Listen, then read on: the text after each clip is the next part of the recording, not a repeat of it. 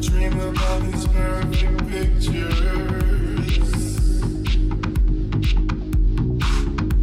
Try to line them up on the wall. They almost paint a perfect story until the last one it will fall.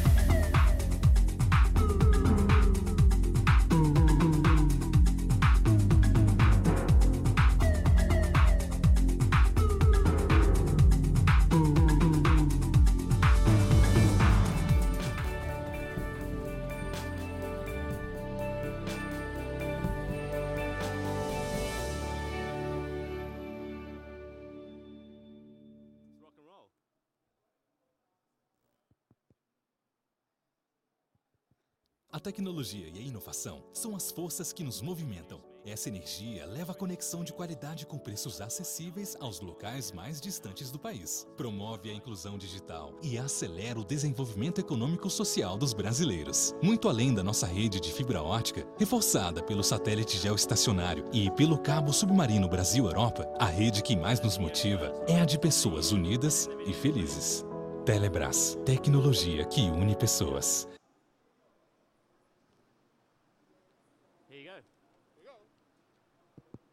Houston.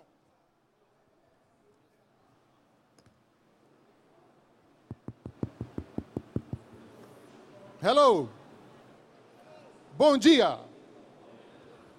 Vamos começar com aquela famigerada abertura da Campus Party.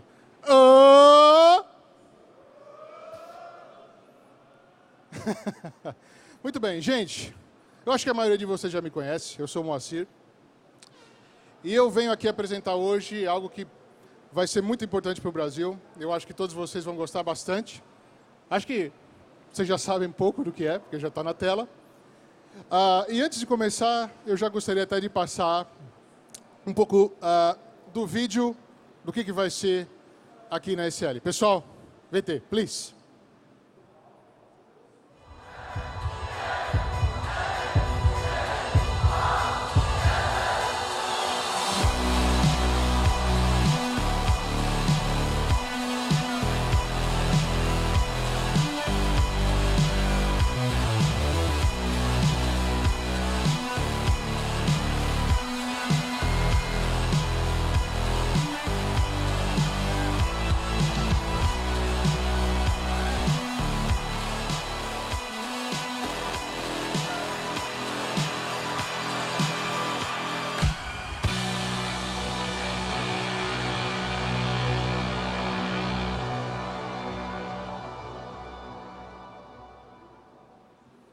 Yeah, guys! Agora nós temos a maior empresa de esportes do mundo, finalmente, põe os seus pés no Brasil. Antes de começar, eu quero pedir desculpa para quem pegou o headphone, porque eu acredito que o cara que soube quando a ESL vinha para o Brasil, ele deve ter pego e corrido para ver se já conseguia fazer algum jogo online, então o tradutor fugiu. Mas inglês não é problema para vocês são todos jogadores, não é isso, gente?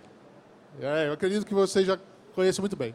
Bom, eu vou apertar a minha tecla SAP agora, eu vou começar a falar inglês e eu vou começar a trazer os nossos ilustres convidados ao palco. Now I turn on my SAP tecla. I would like to introduce you the great ones from England, my friend Spike Lowry. Please, Spike, come on.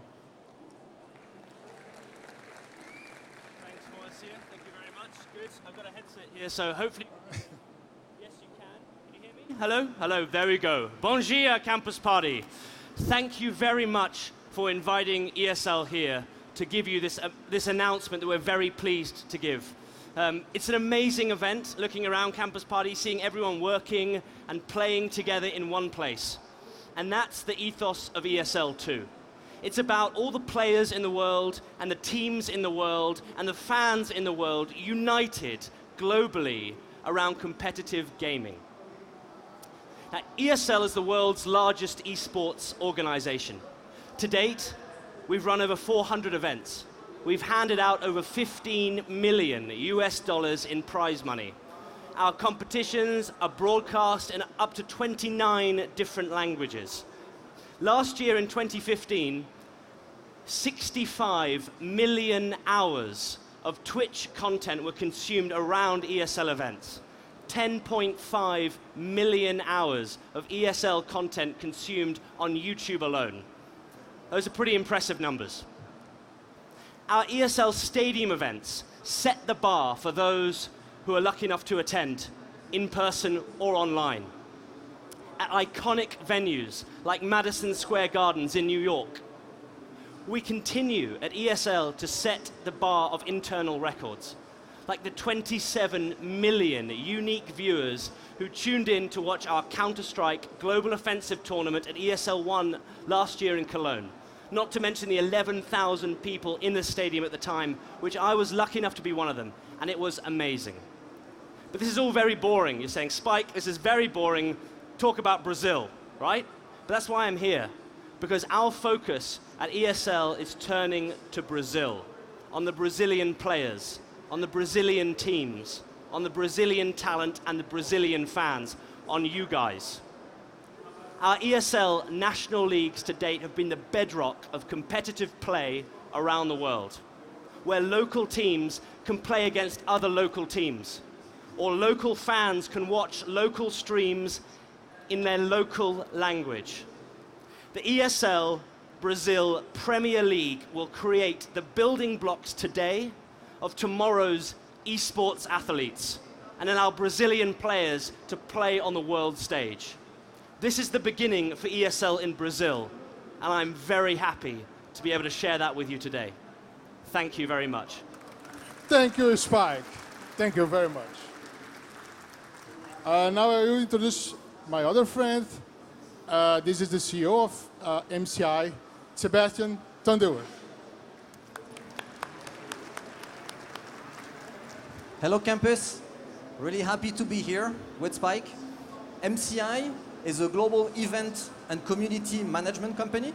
We operate around the world, and we're really proud to partner with ESL to bring esports in Brazil. Thank you very much, guys. Have a seat. Okay. Have a seat. Okay, after this great warming thing, the kick launch for ESL Brazil, I have some questions for you, Spike, first. Spike, can you give us some tips what will be happening in Brazil with ESL now? So importantly, what we're here to do is kick off our national league, the ESL Brazil Premier League. Our ambition is to start with 3 games. Counter-Strike, I'm sure you guys have heard of Counter-Strike. Who's heard of a game called League of Legends? Anyone here? Yeah, good. Hearthstone, anyone heard of Hearthstone? Good, excellent. So our ambition is to kick off these 3 titles starting in March. Open qualifiers where anyone can compete and try and prove themselves. And then from then on, a whole season of competition between the top 8 teams in each game, or 8 players if it's Hearthstone. We'll have a season finals in our new Brazil studio, and then we'll kick straight off again for season 2 later in the year. So this is your opportunity as Brazil to be able to compete against other Brazilians and to tune in every evening and watch Brazilian broadcasters, Brazilian talent, showing off the brilliant skills in Brazil. Great. Então vocês ouviram, pessoal, vai ter o estúdio da ESL no Brasil. Isso é um grande passo. And now turn on my great guest, Sebastian. How is it important for MCI to have this huge event in Brazil with this all fans of esports, in your opinion? So MCI is really excited. It's a unique opportunity. It doesn't happen so often to consciously experience the development of a new, community. And MCI is happy to be part of the adventure.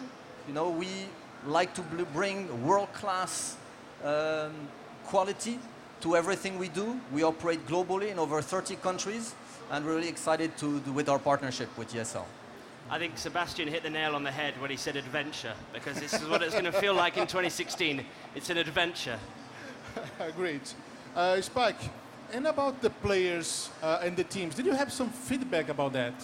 Yeah, I think that, ESL, Brazil has always been on ESL's radar. I think that you guys are, one of the best communities for gaming in the world, and we've seen that with the Intel Extreme Masters a few years ago, the support for that, the support that our Go4 leagues have gotten to date. We really couldn't have picked a better market to come and really just have an adventure in with you guys.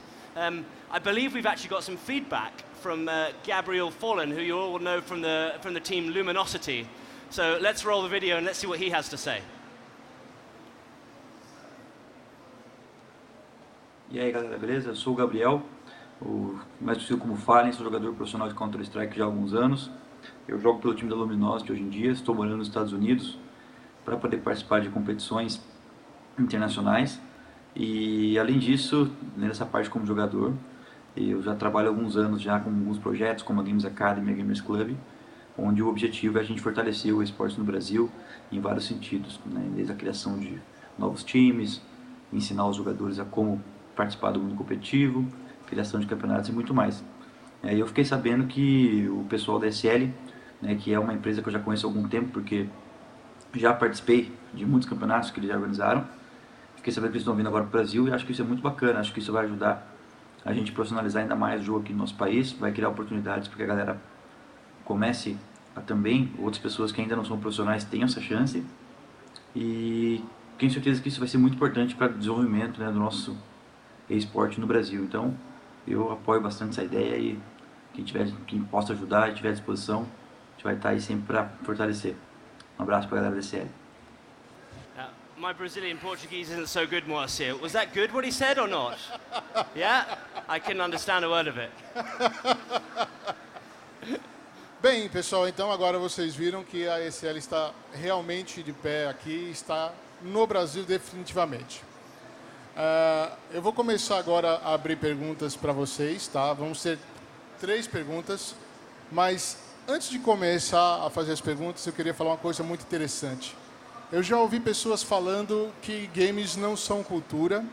Eu já ouvi pessoas falando que games trazem violência.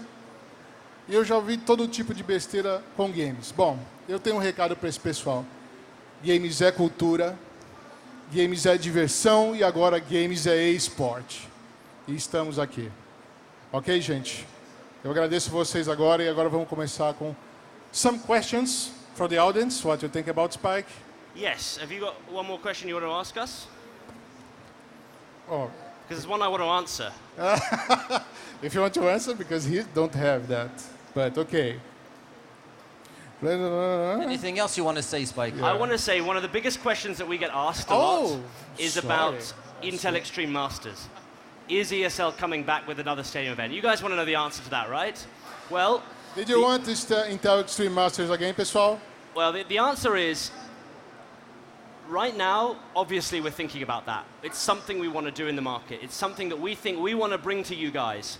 I can't promise anything yet. I can't give you any information yet.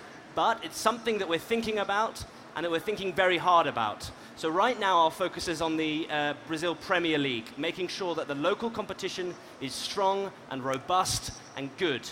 And then with the success of that, I'm sure that we'll once again see a stadium event in Brazil. Okay. Thank you, Spike.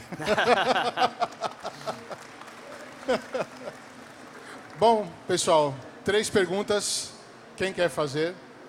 Por favor, em inglês, se for o caso, mas se não, eu traduzo.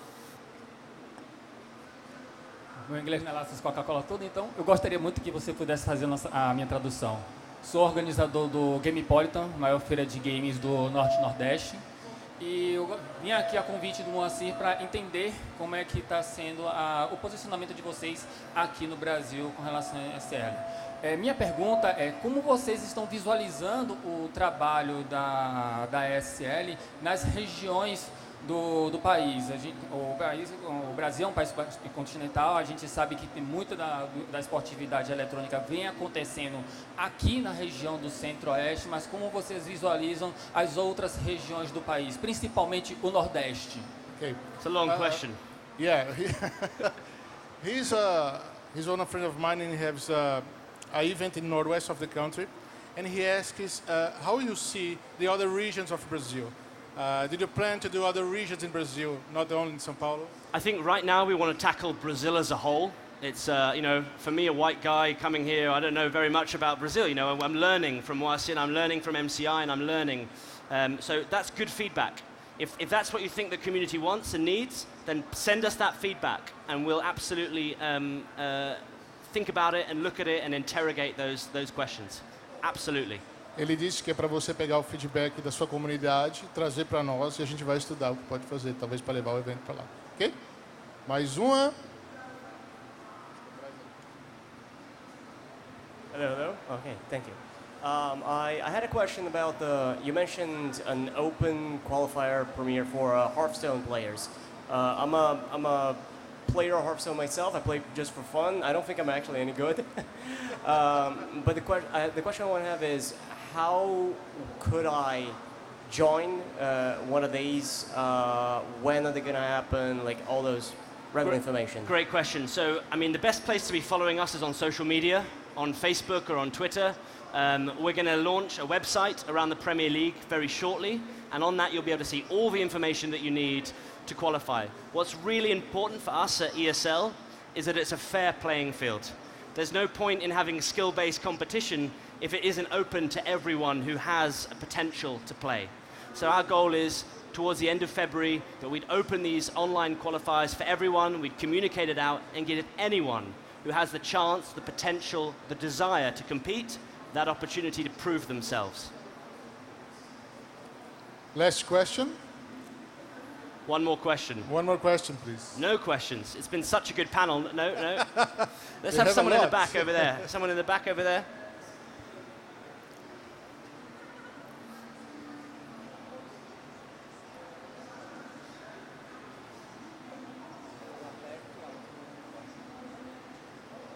Hello guys from ESL. I'm a Dota 2 player. First of all, I want to thank ESL for ESL New York, ESL Frankfurt, and most recently the Frankfurt Major that was ESL that organized it.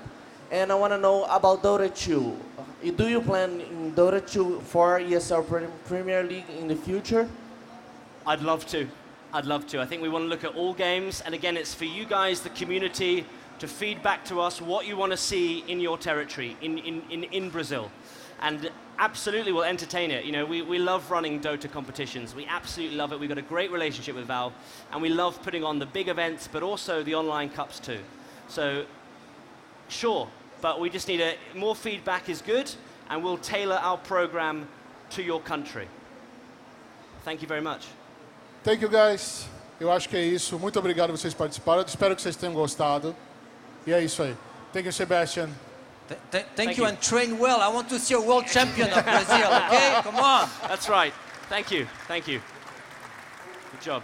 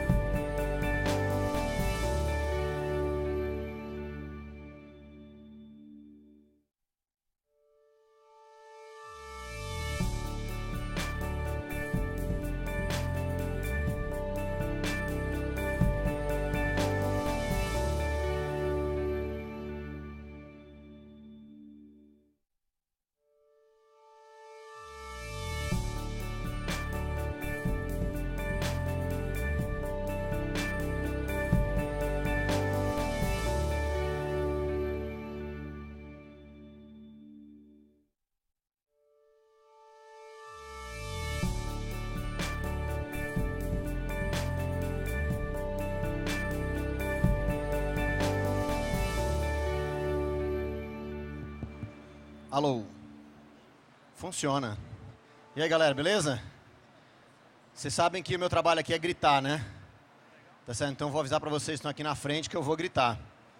Vai sair dessa caixa aqui. Ok? Beleza?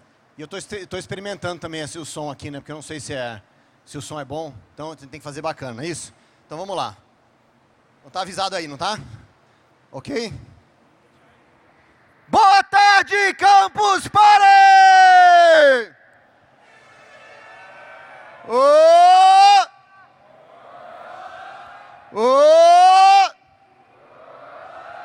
É isso aí, galera! E estamos em mais uma Campus Party. Já estão curtindo, não? A galera já está todo mundo aqui, tá certo?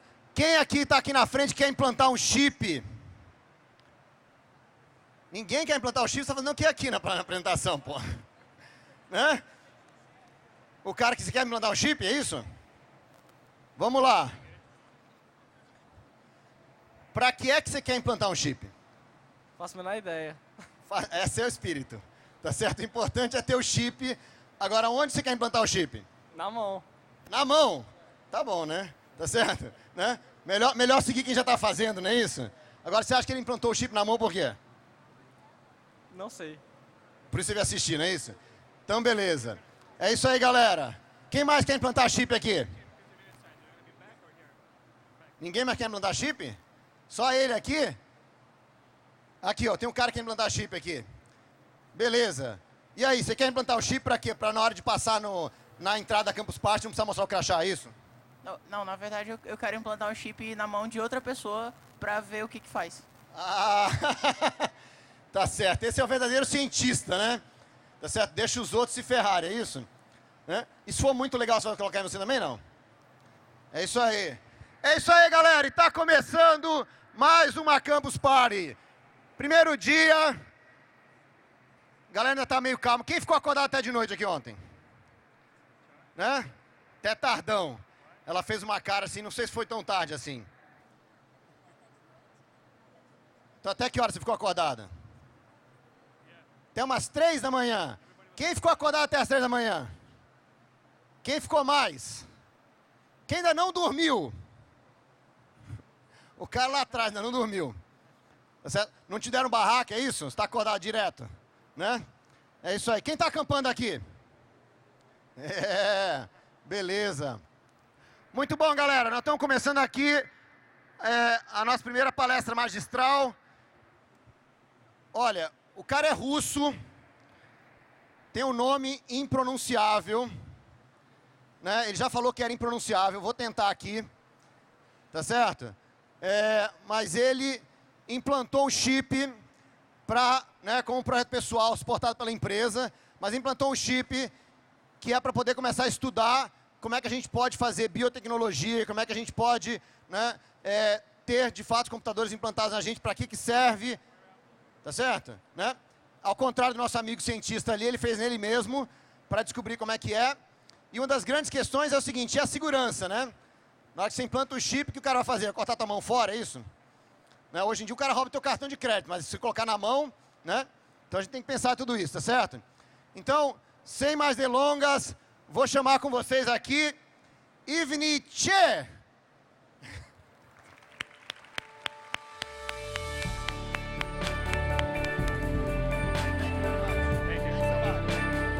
E só um detalhezinho, ele vai falar em inglês, tá certo? O pessoal que ainda não pegou o radinho, tem que pegar o radinho para poder ouvir, ok? Thank you.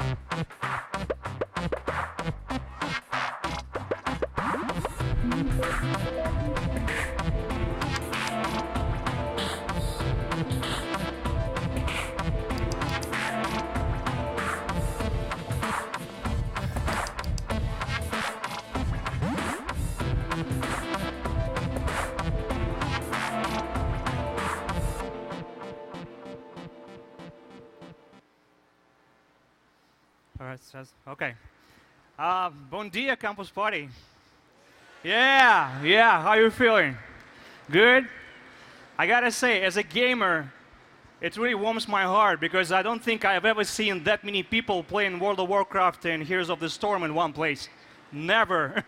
And to be honest, I so want to join But I have to give you a presentation. Maybe after we're going to play some games. So those of you who already know me, so basically you read the blog or by other means, you're already aware by now that impossible is just a word.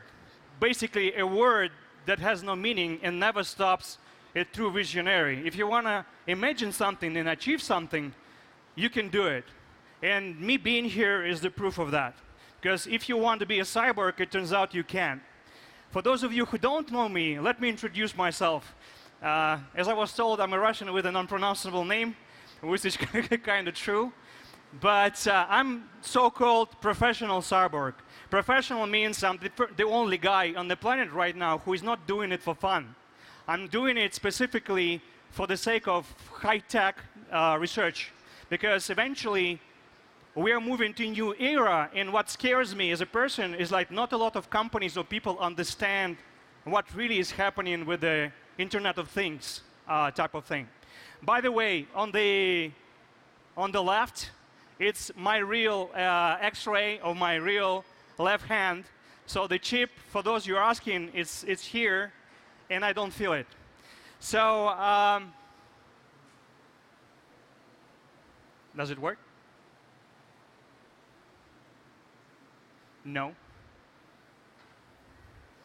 I can change the slide. We're gonna, okay.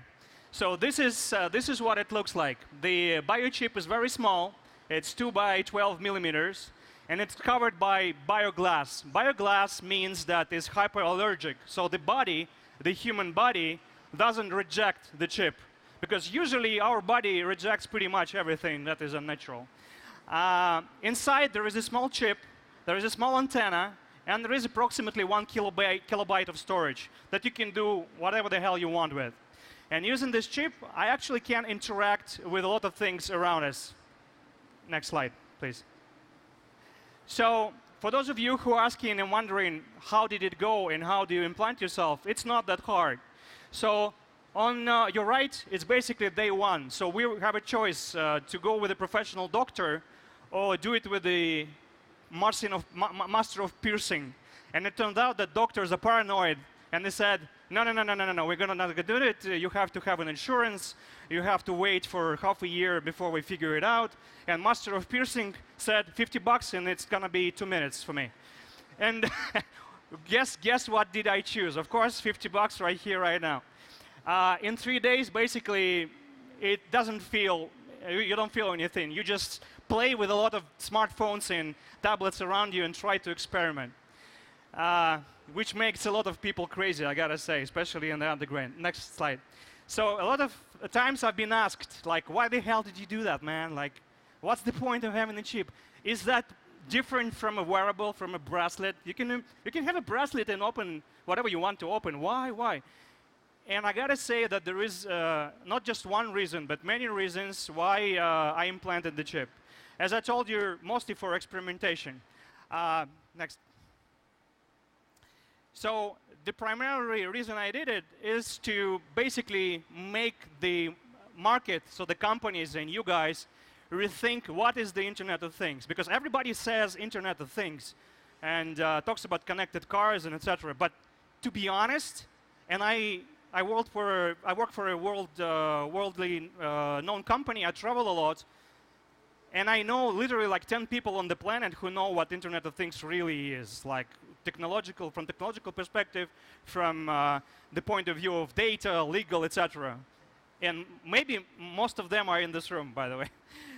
Most of the people, they have no idea. But this is how we picture it usually.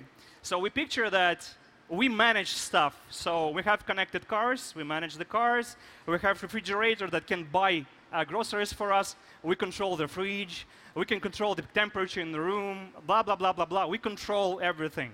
Well, in reality, what I've learned living a year with a chip, it's a bit different. The situation is a bit different because it's not like Internet of Things exists and a human exists. You're becoming part of it. So when you have a chip inside, you kind of, in a way, you're becoming a thing. And I felt it like really, like you feel that you're a thing because you touch something and it responds. Like you're touching a lock, it opens. You're touching a car, it starts. And it's a very weird feeling, in a good way and in a bad way. Next one. So before I get to the hardcore stuff, let me just, move you to it in an organic way. So the benefits of the Internet of Things and people living with the chips, they're pretty promising. So you can open all type of locks. You can forget about keys. You can get rid of the password because you can just touch the screen and Facebook would let you in. You can basically start a connected car. A lot of things, actually. Like medicine would be way more precise because you can control the medicine from the point it is manufactured somewhere to the point where a person literally took a pill, and whatever this person actually had the prescription for this pill. So it's a lot of things. Some of the things that can be done, I want to show you today. So this is not a video, this is a picture. But I gotta say that Kaspersky Lab, the company I'm working for, they were very supportive. So for me to explore the possibilities of the biochip, they replaced all the locks in the company. So I don't have to bear a passport or an ID or a key or a badge. I just go through the office, to the gym, to my office, to the building, to the garage, to the cantina, to the restricted areas like the server room that only few people can access. And for me, it's like this. I just walk, touch it, and go. And it makes you crazy because some doors are not changed. So very rarely, I face what it would be like to be me 2 years ago. So I come to a door, I touch it, and it doesn't open. And it's like, what the hell is going on with you? Why it's not connected? What key? Do I have to bear a key? It's not natural already. This is how it literally looks. The next one. This one is a video. I wanted to show you that it's realistic and that you can literally unblock any mobile device with a chip. Could you play the video, please?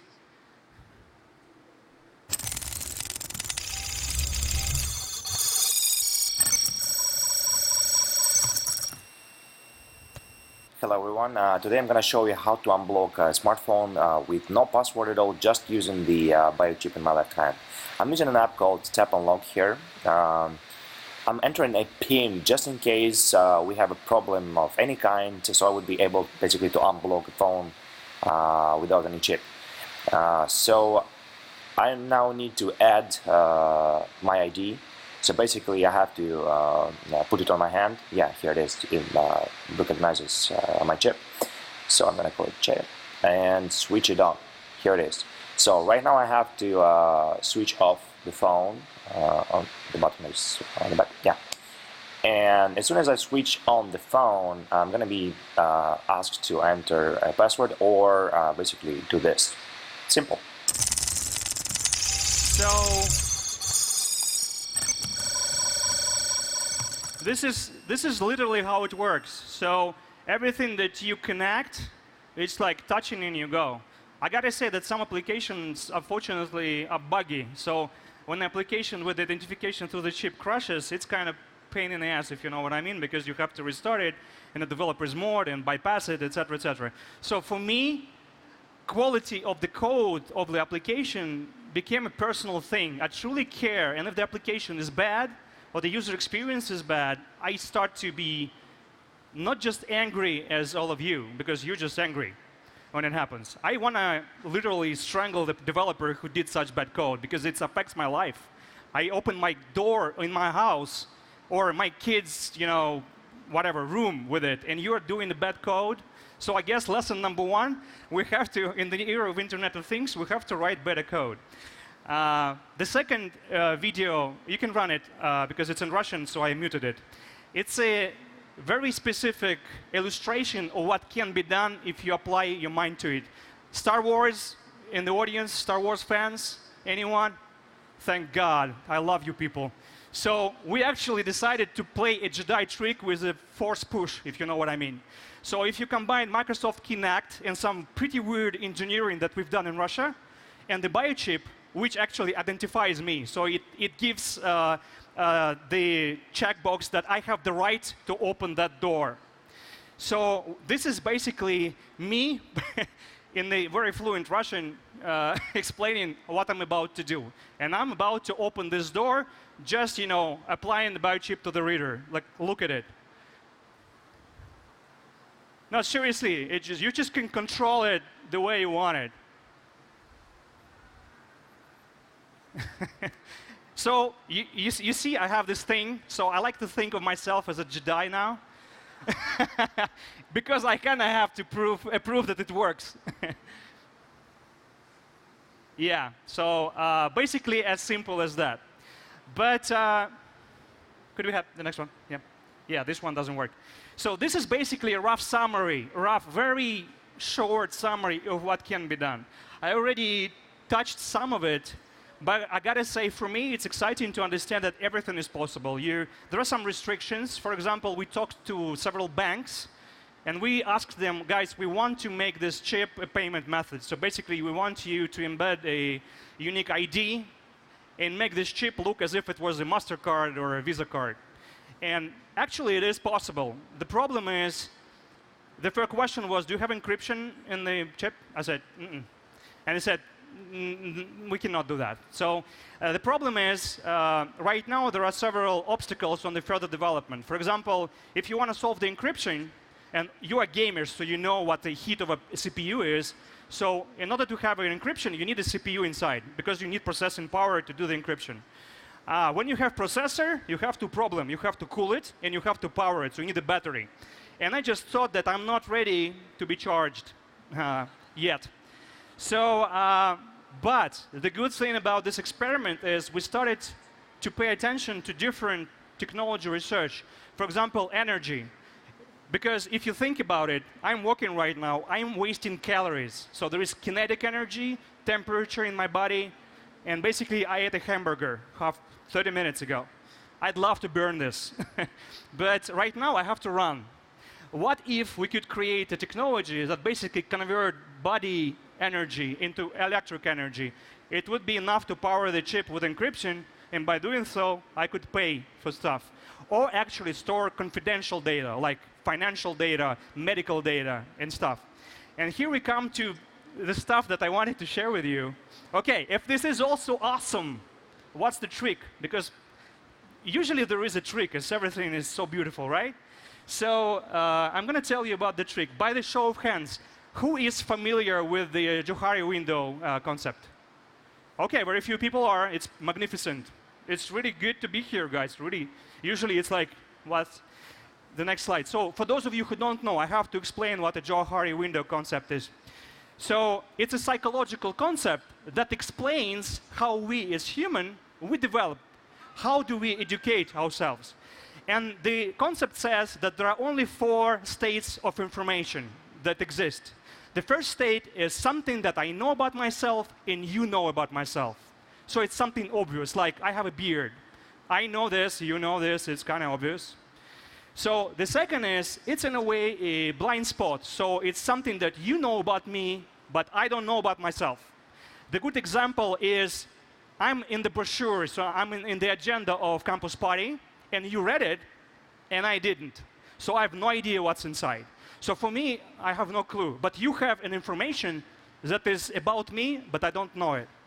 The third one is a tricky one. It's something I know about me, but nobody in the room knows about me. I would prefer to keep it this way, but just for the sake of illustration, for example, I know I've been divorced 2 times. 30 seconds ago, you didn't know about it. So it's just something that is mine, purely mine. And the last one is basically when it's a subconscious level. When I don't know something about me, you don't know something about me, but it exists. The good example of something to illustrate you what the 4th window is, it's extreme sports. For example, you don't know if you like parachute jumping unless you jump. When you jump and you're like flying for a minute and you're like, doing your business, you learn a lot about yourself, right? And the information is tricky. The concept of Johari window says that we as human, we go to the next level emotionally, physically, mentally, when we jump from 4 to 1.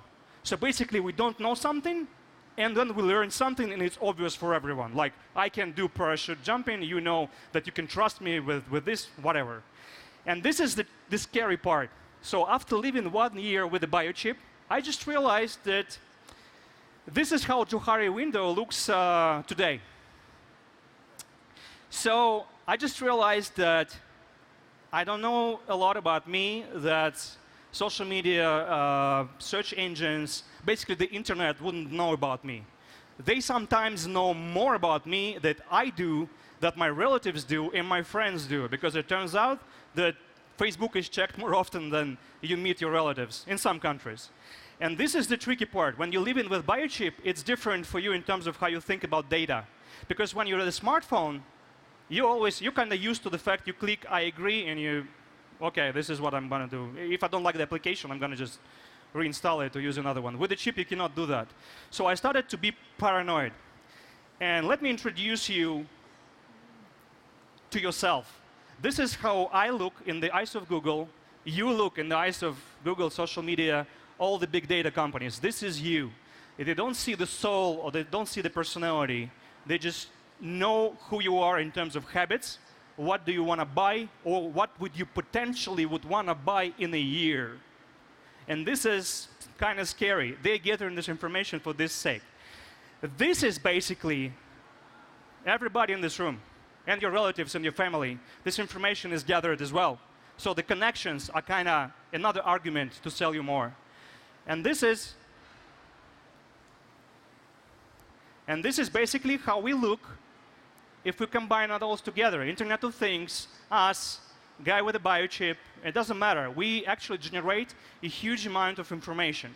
So every time I start a car, I open a door, or you do the same with a smartphone or the key. With the key, not so much. It cannot be tracked, but give it time. We are given a huge amount of precious, gold to someone. Let me ask you a question. Who do you think owns this data? I gave it a lot of thoughts playing with the chip, and I realized that everybody but us. So the data about me, or it is fair to say that is valid for all of you in this room, the data is owned by everyone but you. Isn't it weird? I was OK with it when I had a smartphone. Now, when I have physical ownership of some chip with data, I'm not OK with it. I want to own the data. This is the main idea for you to learn today from me, because I learned it in a hard way. So when we at Kaspersky, me and my team, we realized that this is bad. So the data is owned by everybody but me. We had a choice: forget about it and continue to live our lives, or as a matrix, I call it a matrix choice, eat the pill and wake up. Guess what we decided? So we decided to wake up and to go as far as we can, to be the visionary, to dig to the end, whatever it takes. And by the way, yeah, this is me. Could you?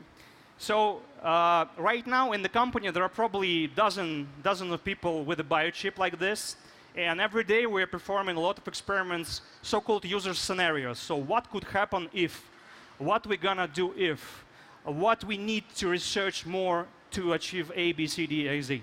And it's very interesting to understand that nothing. Some of you might think that this is a revolution. I thought that myself, day 1 and day 3, and then I realized nothing really changed. We're already sitting like this. I've seen many. You've seen it all, right? There's a beautiful woman and a beautiful man. They're sitting together on a date, and they're like talking to each other. And my point is, it's not that different. This is true. What is different is that it turns out that we are, in a way, I'm going to use this strong word I'm kind of afraid to pronounce it out loud, but we are digital slaves in a way. Because whatever we do, we are basically being used over and over and over. And when I realized this, I have to share, I was drinking for the whole week. Maybe because I'm Russian, but I think that biochip and data had something to do with it. And I have a theory on that. A theory was born. I have to share it with you because maybe it would help you in your work and in your study or whatever you guys do. It feels that internet is copying what real life is. Because in the beginning of times, our grandfathers, even before that on the screen, they were free to do whatever they wanted. You could go outside a cave and kill a person. Or you could go outside the cave and rape someone or steal something. Nobody would say anything because there were no concept of legislation.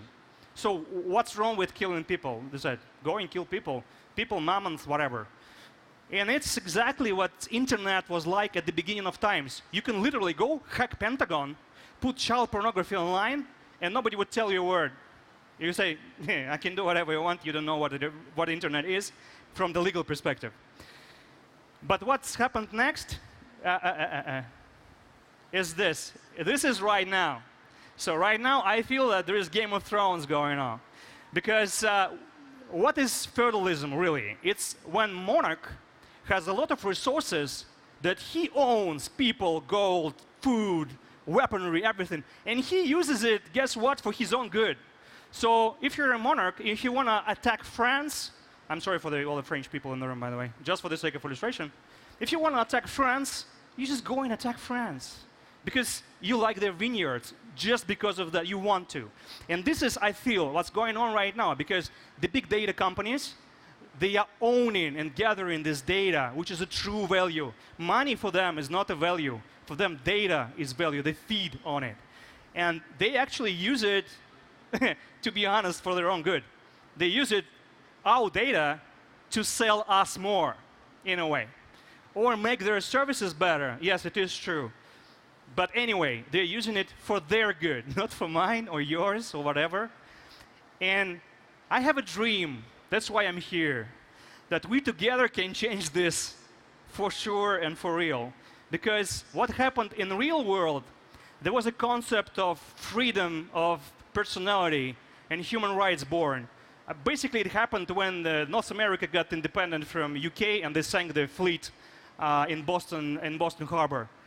And I believe that this is something that is organic for nature, because it turns out that it's more profitable for nature to have several millions of people who are free and they own something and they protect it and they enrich it and they give it to their kids, etc. They develop it. Than to have one monarch doing the same for himself. And I believe that we as people, we can totally do the same with the internet in the next 3, 5, 10 years, I don't know. We can totally create the concept of private property for data, when actually we, whatever it's a chip, whatever it's an app, whatever it's a device, we start to own the data that we produce, where we go, what we read, what we search, our medical exams, like my blood type or whatever. Thank you, I love you too. So whatever you have as data every day, you have to keep it, encrypt it, and basically have a control button. I want to destroy it. I don't have to ask Google's permission for that. I just destroy it. I'm going to give it to my kids, even my naked pictures, which I don't want to. But if I want to, I have to have a tool to do that, right? And my point is, this is why I'm here. That's why the company is not keeping this a secret. We want to bring you on board, get your questions, get your concerns, and we want to make this digital freedom concept a public activity. So nobody, not a single company, could actually own it. Because I believe strongly that we as people, we have to take care of each other. Not the companies, not anybody big would do that. Only we can take care of each other. And I think that the biochip taught me to think like that. And I'm pretty darn serious about it. I hope you are too, because it's a one-way ticket. You have to commit, and there is no try. You have to just do or do not. And thank you. I hope you enjoyed the presentation, and welcome to the Freedom team, hopefully.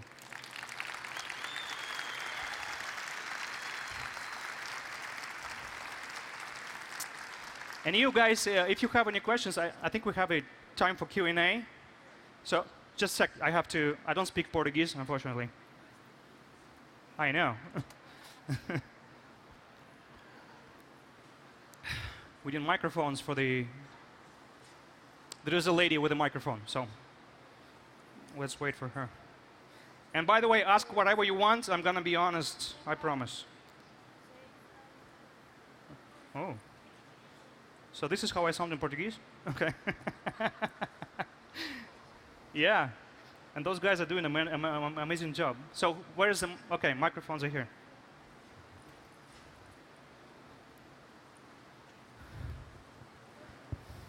Hello.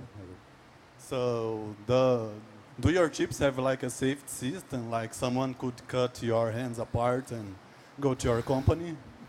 This is one of the most popular questions I get. What would happen if we cut your hand off? Let me, let me tell you one thing. If someone is cutting my hand, the biochip is the last thing I'm gonna bother about. So technically, it's valid for everyone. It's like, if someone is killing me, would you reveal the secret? Well, your password to Facebook. I guess you would, because this is the last thing you would protect. Theoretically, but seriously speaking, right now, the technology itself is safe and not safe at the same time.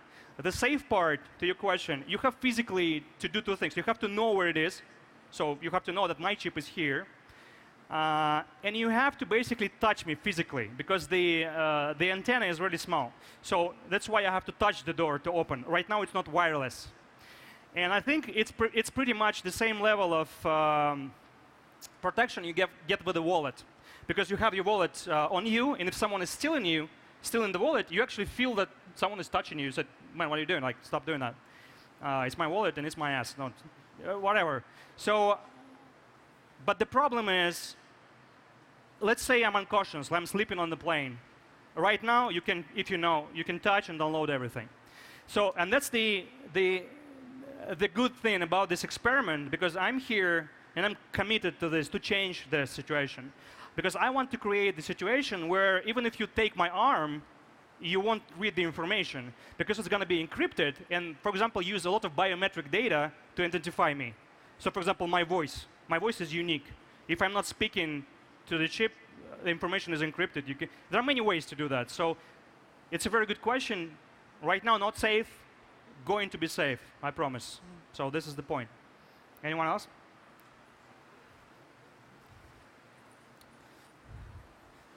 Ooh, it's hot in here. It's -20 back home. Hello. Did you buy the biochip or did you make it by yourself? I bought it. Again, very good question. Right now, you can... NFC/RFID technology is not revolutionary, so it's not created yesterday. For approximately 50 years, similar, not this chip, but similar chips were used to track the migration of birds on the planet.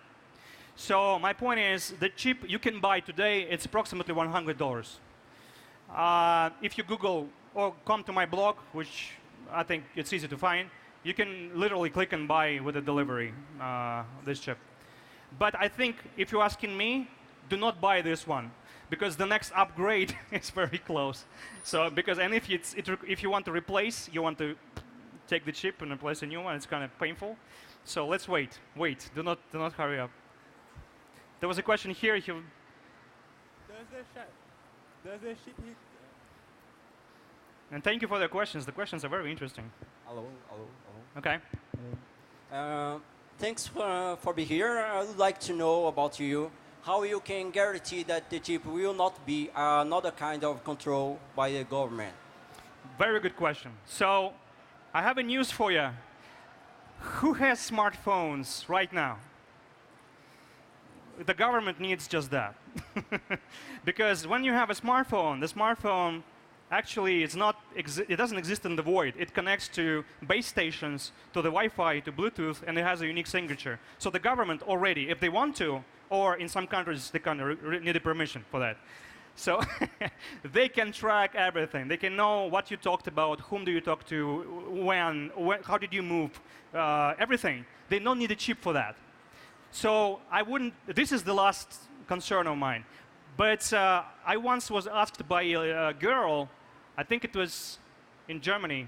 Well, you're going to understand why it's Germany. So it's right type of paranoia. I said, what if the government would want to control your thoughts with a chip? I was like, I have to touch the door, woman, to uncle. The thoughts are so far away.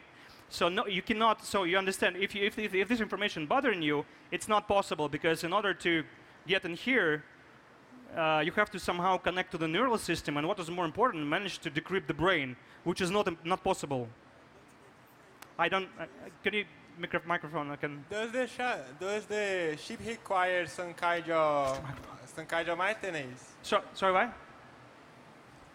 Does the ship require some kind of maintenance? Maintenance. I sometimes talk to it. No. So the chip itself has the potential of being rewritten 100,000 times, and it's pretty self-sufficient. So I've been with this for the year, never did anything. By the way, before you ask, in the airports, nothing happens. It's not detected. Hi. Are there any prospects of it in regards to biomedicine and stuff like that? And also, any prospects for it to become mainstream? And if so, when? I can see a Deus Ex player from long distance. So biomechanics, yes. Well, how did you call it? Biomedicine? I think yes, because let me paraphrase. The biomedicine is a separate technology. So we already have a lot of people out there with bionic arms, bionic legs. We already have that. What chip can help with is to probably store the information and make those implants better. So basically, more functioning, more complex, more stable, because you can basically adjust it on the go according to your personal behavior. I believe that, to be honest, in the future, that there is a potential of a technology like that to be storing your personal information. Because right now, I'm comfortable with this being just the key to the cloud storage. But theoretically, a human cell stores huge amount of information, potentially. So you can grow the storage here or somewhere you want. So there is a huge potential to that. In terms of mainstream, I strongly believe that people are lazy by design. And I've met with some really cool journalists today, and most of them ask this question: what is the mainstream story? And I think that if you understand that we are lazy, you can understand that it's going to be very soon. I'm thinking there would be two stages. The first stage is when it's very cheap and it's compatible to something big like underground tickets, subway tickets, or some tickets. So basically, you go to subway, you just touch it and you go. A lot of people would go with that if it's like very cheap. But the major spike would get there when there would be encryption embedded. And when it's happening, it's going to be finally secure. And it means that people, every person on the planet would have a choice. I either carry my passport, driving license, medical insurance, all discount cards, whatever documents I have, everything, the keys for my door, garage, from my office with me, or I suffer for 30 seconds, maybe 1 minute, and I get rid of it for the rest of my life. And everything I do is just touching, and I control it from the app. I feel that this is the true potential to happen within the next 5 years. It's not that far, because the encryption is known. The only concern right now is energy. So how do you power up this so you can have encryption and CPU in it? I think it's going to be solved pretty soon. So within 5 years, watch the news. There could be major spikes of interest. But I promise from my side, so I'm having a blog, and I try to be as transparent as possible. So the more questions you ask like this, the more efficient the result would be. I want it to be, as I told you, absolutely open to people. So you understand what is the technology, what does it do, what are the concerns, what does it not do, and make an informed decision like, I don't want to ever have a chip, or my kid would never have a chip. Or you say, you know what, I'm gonna. But it's an informed decision. You're free to choose. And right now, what I feel like it's happening, sometimes we are not being told the truth about technology. I want this to be a different case. Hey, Joe. First, here. Where? Right. Okay. Thanks for the amazing talk. And I wish to ask you, with the Internet of Things coming closer and closer every year pass, and the maker community growing so fast and having... Which community? Which community? Huh? Which community? Internet of Things, maker. Makers, yeah. And we have two sections that mess with the same things you did, that BioWare and BioPunk. What is your view about these people making the eye, forehead, and this kind of thing? Body modifications. You want an honest answer? Yeah. I don't want to be disrespectful at any point. I think everything that is a science, so it's a science research, I applaud it. So people are trying to push the edge and learn new things for humanity. Because some people, for example, they suffer an incident and a bionic eye could be the only way to see.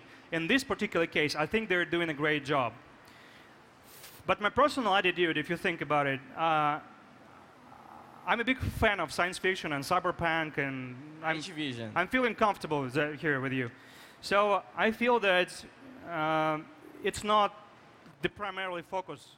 We shouldn't be focusing on new implants or new eyes or new ears that much as we should be focusing on how do we deal with the information itself. Because eventually, let's say someone finds out a way to have an augmented brain part, and you can store it. This is what they're doing. I or this, it's pretty much the same. Complexity is different, yeah. But let's say you can store something. I have a problem with that. Because eventually, when someone has access, I have no privacy at all. They know everything in there, and it's okay if they are the only people who have access. The hackers, they're pretty smart busters nowadays. Everybody can be hacked. And I think that this is to your question, what is missing in the YOT community, and I've seen it many times with big companies, with small companies, they do not put security and privacy of a human being in the center. It's usually either technological path or business path. So either we are doing really high-tech stuff, or we're making money here. And I think, I'm absolutely sure it should start, okay, before we go any further, how do we protect the private memories of this person? If we're making an eye, would someone be able to download what he sees on the go? We're making a new whatever. Can we protect this? Can it be sniffed, hacked, intercepted, etc.? So I guess I would recommend to people to see more science fiction movies. It helps to see the paranoia and how scary it could be. And by the way, to all of you, those of you who haven't seen this series called Mr. Robot, highly recommend to see everything. And I work for the security company. Everything is real. Like, nothing is made up there. We checked. We checked, everything is real. Thanks. Thank you, thank you. I have more questions there.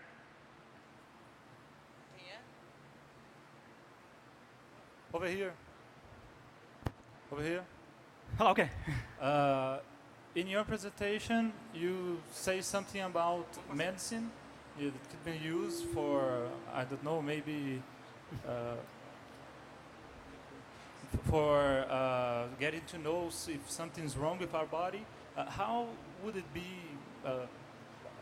How will it be developed? I don't know how it's going to be developed, to be honest, because I'm not in the medicine, but I can tell you what I think.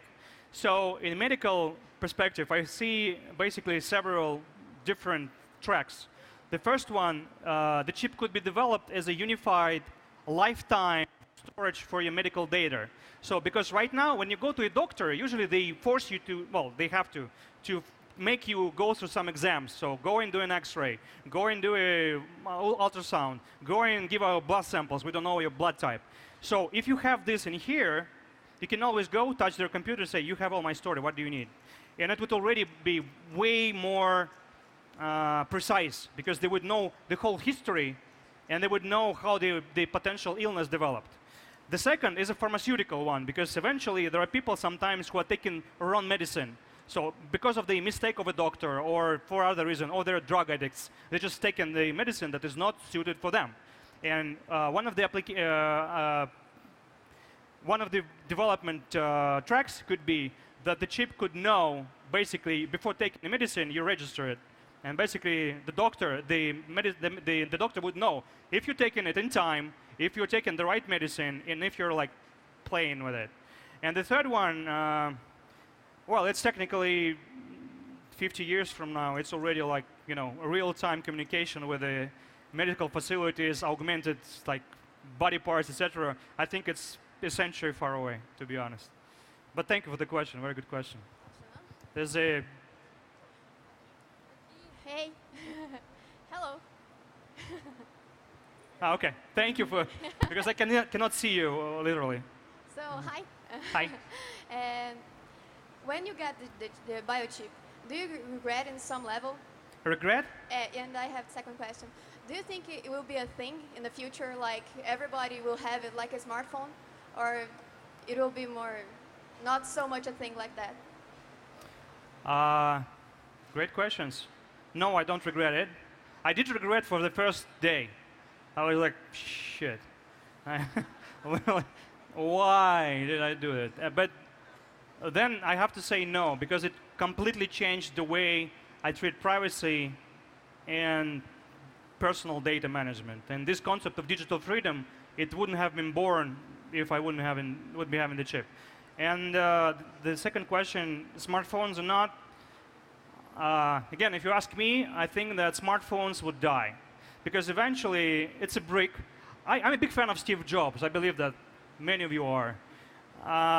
So while Steve was alive, every time we were hoping for something absolutely amazing and new. And it's kind of not happening right now. We are having bricks manufactured by different companies. I believe that, well, anyway, it's a pretty ambitious, but I would try to continue what Steve Jobs was doing. So I'm thinking that you don't need a brick to solve your problem as a consumer, to call your friends or to post on Facebook or to check your emails or to check in a place. You can have a different type of device.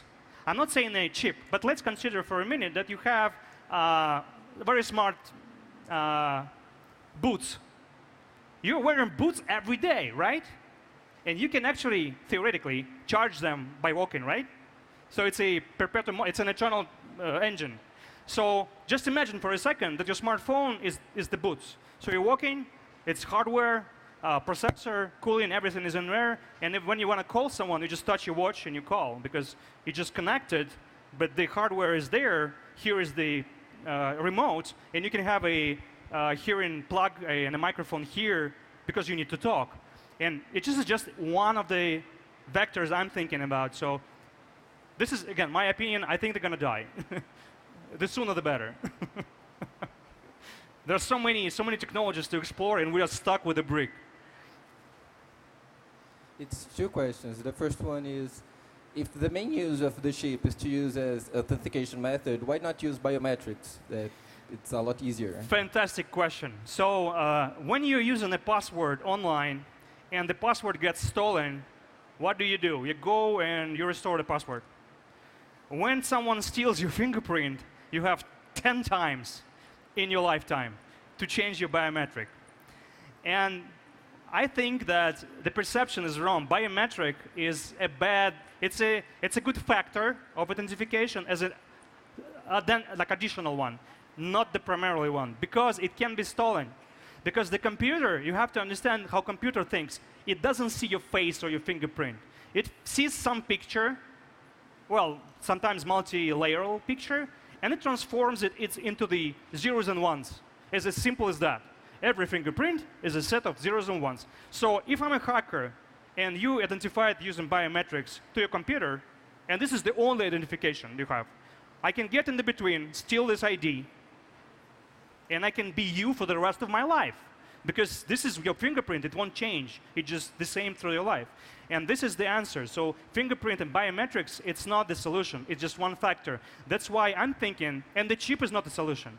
Chip it could be the primarily one, but you have to have voice, fingerprint, retina. You have to have DNA, potentially. Many things that can be developed.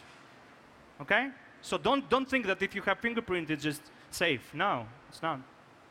The second question is, the services that we use by big companies like Google and Facebook that are paid by advertisement from this big data that they collect. Yep. If they do not collect this data, how would the services be free?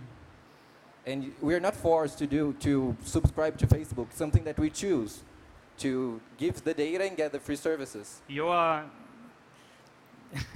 thinking a bit ahead of time. This is exactly the point. I don't want to reveal because I want this to be a bit of a secret because I want to do some additional research. But this is exactly, if I got the question correct, what I want to create. They still can have the data if I voluntarily let them to have some kind of subscription to it. And at a certain point, I can revoke it and delete it because I just want to, and do not go through the website with the 50th tab or 50th subtab to have this ability, which again I don't trust. So anyway, it's a good way of thinking. Just wait a bit. Wait a bit. It's kind of interesting. Hi, Che. One question's here. No, I just waiting for the sign. Sorry. You addressed security in a matter like someone hacking your chip. But what if your chip is connected to a lot of services, like you said, to subway tickets or whatever? What if some people hack the other systems, keeping you out of them? Like you cannot enter the subway anymore because you've been hacked of their system or something like that. All the other companies that would access your chip, maybe your data erased from their database or something like that. It's again a very good high-tech question, which I appreciate. I hope I'm going to try to answer it as simple as I can for the wider audience. So,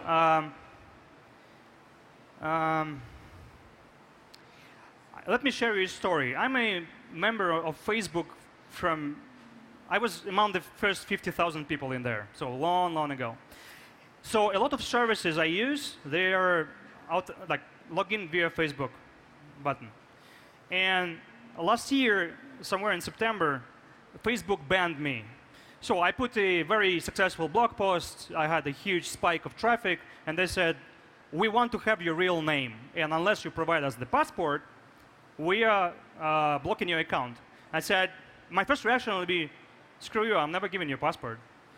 But I was kind of forced to do that. Because at a certain point, I realized that 80% of internet services I was using were authenticated using this button. So where I'm leading to is I want this experience made me think I have to change that. So I want this chip to, first of all, be owned by the person. So basically, you know, nobody can ban you. This is what I'm saying. Nobody can ban your account, call your account, or whatever. So it's already kind of a solution. In terms of how do you make sure that they don't hack you and replace you or whatever, it's going to be pretty complex. Because I believe that the only way it's going to work if the identification in the chip is changing every 5-10 seconds on the go, literally. So basically, is those of you who use Battle.net account, basically, you know what OTP is one of the illustrations. So I believe that if the chip is generating new passwords every second or whatever, and the bank knows how to connect, and it's used only for this. So for example, when I'm coming home, it's different set of keys. And it's never the same every second. So I believe that it's going to be freaking hard to hack. And I don't want to go into too much technical details, but I believe that the storage and the attitude to deal with the data, it should be multi-layered. Like you have your brain, and there are different types of memory. The things you remember right now, the things you think you remember from a week ago, and the thing from your childhood you remember when you're standing in the shower for no reason at all and say, oh, I was so stupid. Why did that? So this is how the brain works. And I believe that it can be copied. We have to listen to the nature and basically try to find a way to do the same with the data storage. So to have data that is available right now, that is basically relevant only to banks, that is relevant only to Google, that is relevant. So it shouldn't be full access to all information to everyone. No way. We have to be very segmented, very targeted, and very well managed automatically. So basically, I believe that artificial intelligence, if it's done properly, it can help. Because artificial intelligence would always be stupid. It's not emotionally rich as us. But they're very good into no emotional decision. So this IP cannot access this because of that.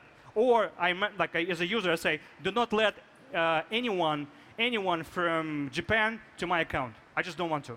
For no reason, because I want to. This is how it's supposed to work. I hope this is the answer. Cool. Last one. Last question, guys. We are a bit out of time. Okay. Go. I got your question. You made it personal, so you're leaving the fear of having your data exposed every day. And actually, it fears you because it achieves you as a human being. So my question is, okay, you made us think how we gonna solve the problem with the sharing your data unscrupulously for everyone use what they want. But if I think if we cannot give it to a company to take care of it, because they will use that by their own. Doesn't matter if you have a button to click and shut it off. They will use, and as a contract, as you said, it's a way. But you was telling him about controlling like an IP. I would think it would be the way to solve that would be not only in a level of storage data, but how information communicate and spread between inside the internet. So, as you said. So basically, asking the question and you answering it. No, sorry, I belonging too much. No, it's right. Now, are you and your company working on this right now, and are you able to share with us? On what? On the ways of distributing data? The avoid data or control your own data. Yes, this is the whole point. Yeah, we're thinking about it. Because there are many ways, unconventional ways to encrypt data and store it in a way that nobody can have access to. You use torrents. Well, anyway. So you're thinking on encryption as a solution? No, encryption is by design everywhere. Solution is very complex, but let me just throw something in your mind. Maybe it would explain how I think. We have torrents, so P2P, instead of storage in the centralized place, and you have bit chain technology that Bitcoins use. If you apply the right way of thinking and expertise that we have, you can theoretically store data everywhere and nowhere. Nobody knows where it is. So not a single company, only you know. And you can assemble it when you apply biometrics, password, chip, whatever. That's great. Thank you, guys. I have to. You're a magnificent crowd. Happy to be here. Go Brazil!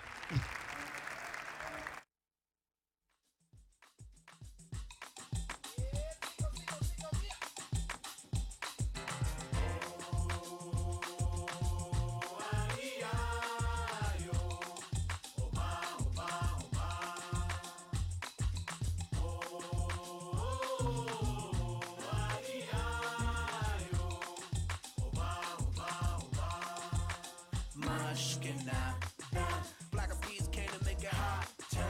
We beat the fire starter, bubbling up just like lava, heated like a sauna, penetrating through your body armor. Rhythmically we massage with hip hop mixed up with samba. With samba, so yes, y'all.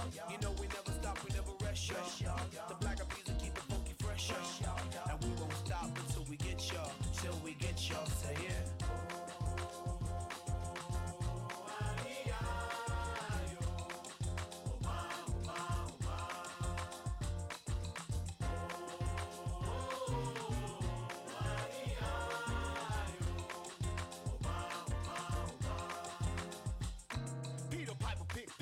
I rock rhymes, 1, 2, 3, 4, several times.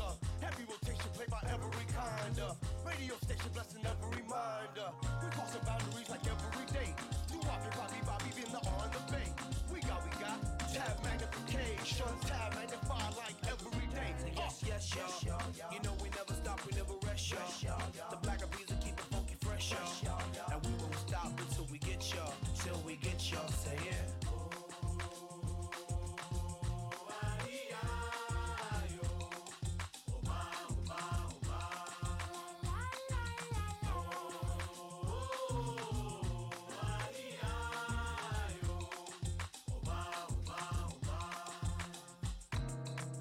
Hot, be my daily operation. Gotta put in work in this crazy occupation. Gotta keep it moving, that's the motivation. Gotta ride the waves and keep a tight relation with my team. Keep it moving and doing it right. I've been alive every day till daylight. That's the way things move in this monkey business. We took an old samba song and remixed. Que nada, sai da minha frente que eu quero passar. Pois o samba está animado. O que eu quero é sambar. Este samba é misto de maracatu. Samba de preto velho, samba de preto tu. Mas que nada. We gon' make you feel hot. The beats and such your mandate. Eating up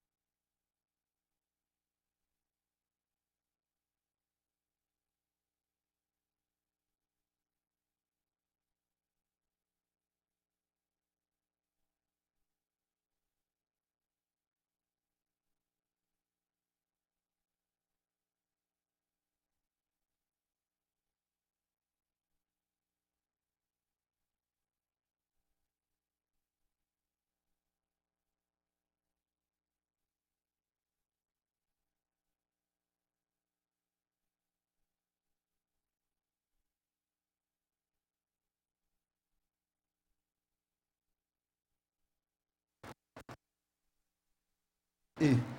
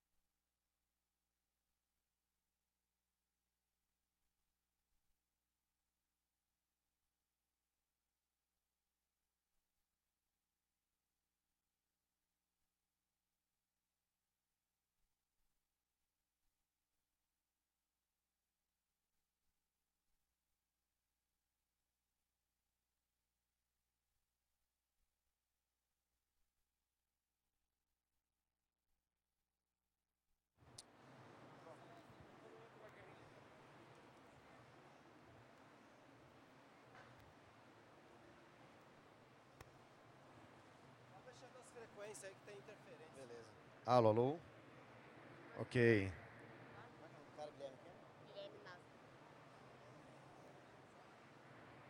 Alô, alô, beleza? Olá. Pessoal que está aqui pertinho aqui do palco principal, eu vou dar um aviso bem alto, ok? Então, vai sair bem alto aquelas caixas de som. Ok? Beleza? Certo? Posso falar bem alto? Você vai falar no telefone? Posso falar bem alto, né? Boa tarde, Campus Party! Oh! É isso aí, galera. Olha só, às 2h30 começa de novo os conteúdos, tá certo? Em todos os palcos. Então, presta atenção na grade de palestras. Tem muita coisa acontecendo a partir das 2h30. Então, todos os palcos estão começando juntos, tá certo? Então, dá uma olhada no palco que você curte mais. Palco de inovação, os diversos palcos da campus.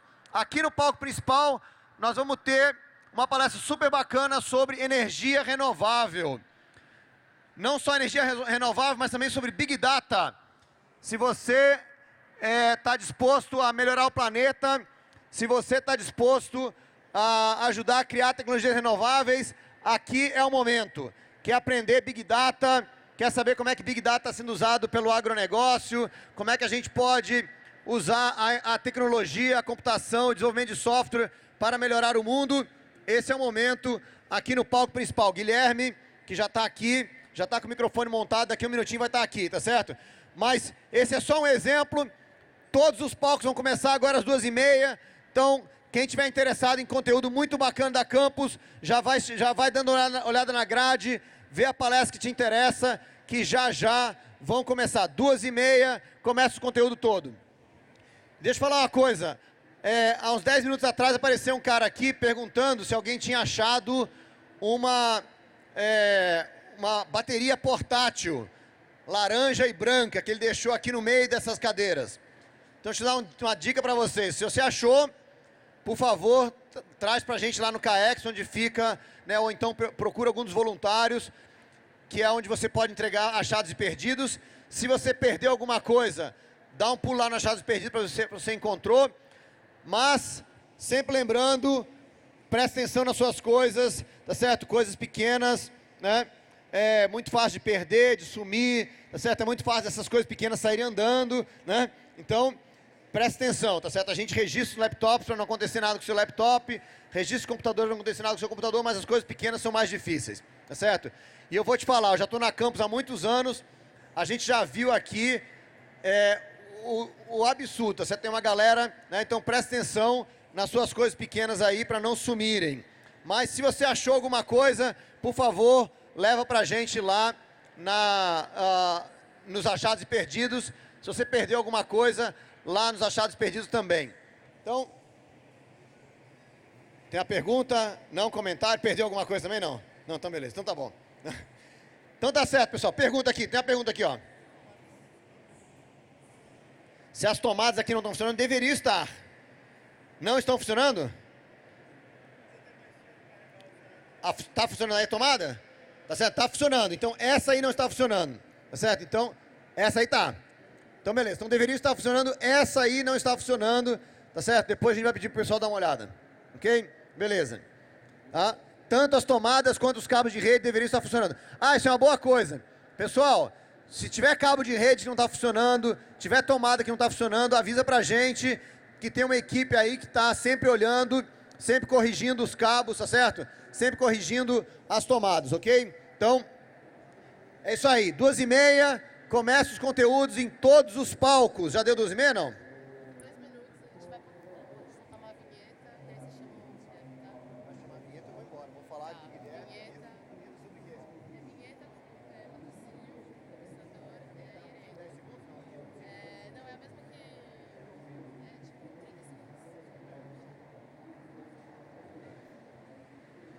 Então é isso aí, se você está interessado em agricultura, tecnologia na agricultura, agronegócio, está interessado em energias renováveis.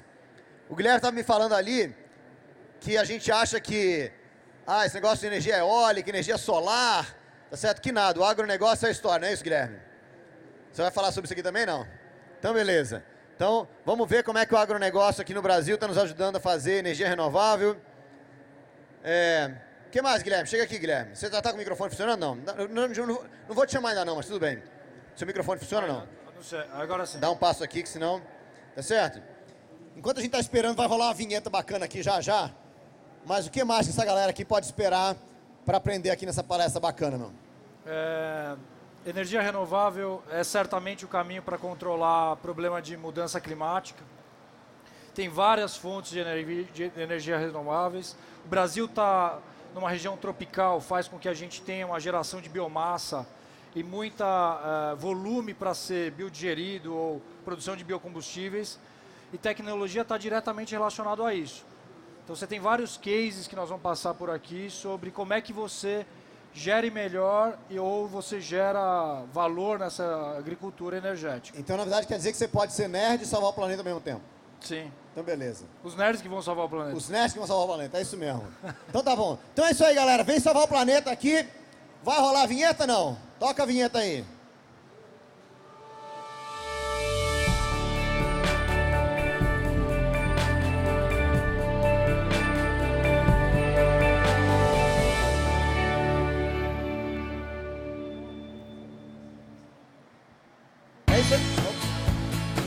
Com o meu Visa eu passo mais.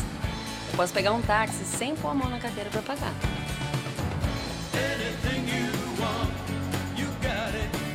Eu posso comprar online em sites do mundo inteiro.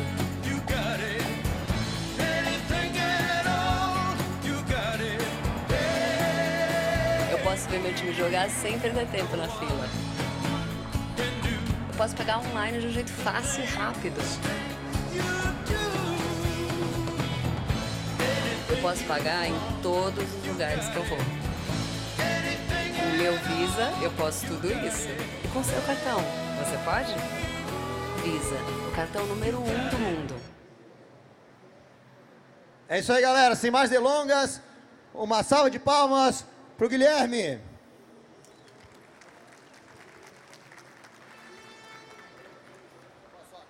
Valeu, obrigado. Tchau, tchau. Pessoal, primeiro eu queria agradecer o convite de participar desse evento e dividir um pouco da experiência do que a gente está acompanhando dentro da Datagro.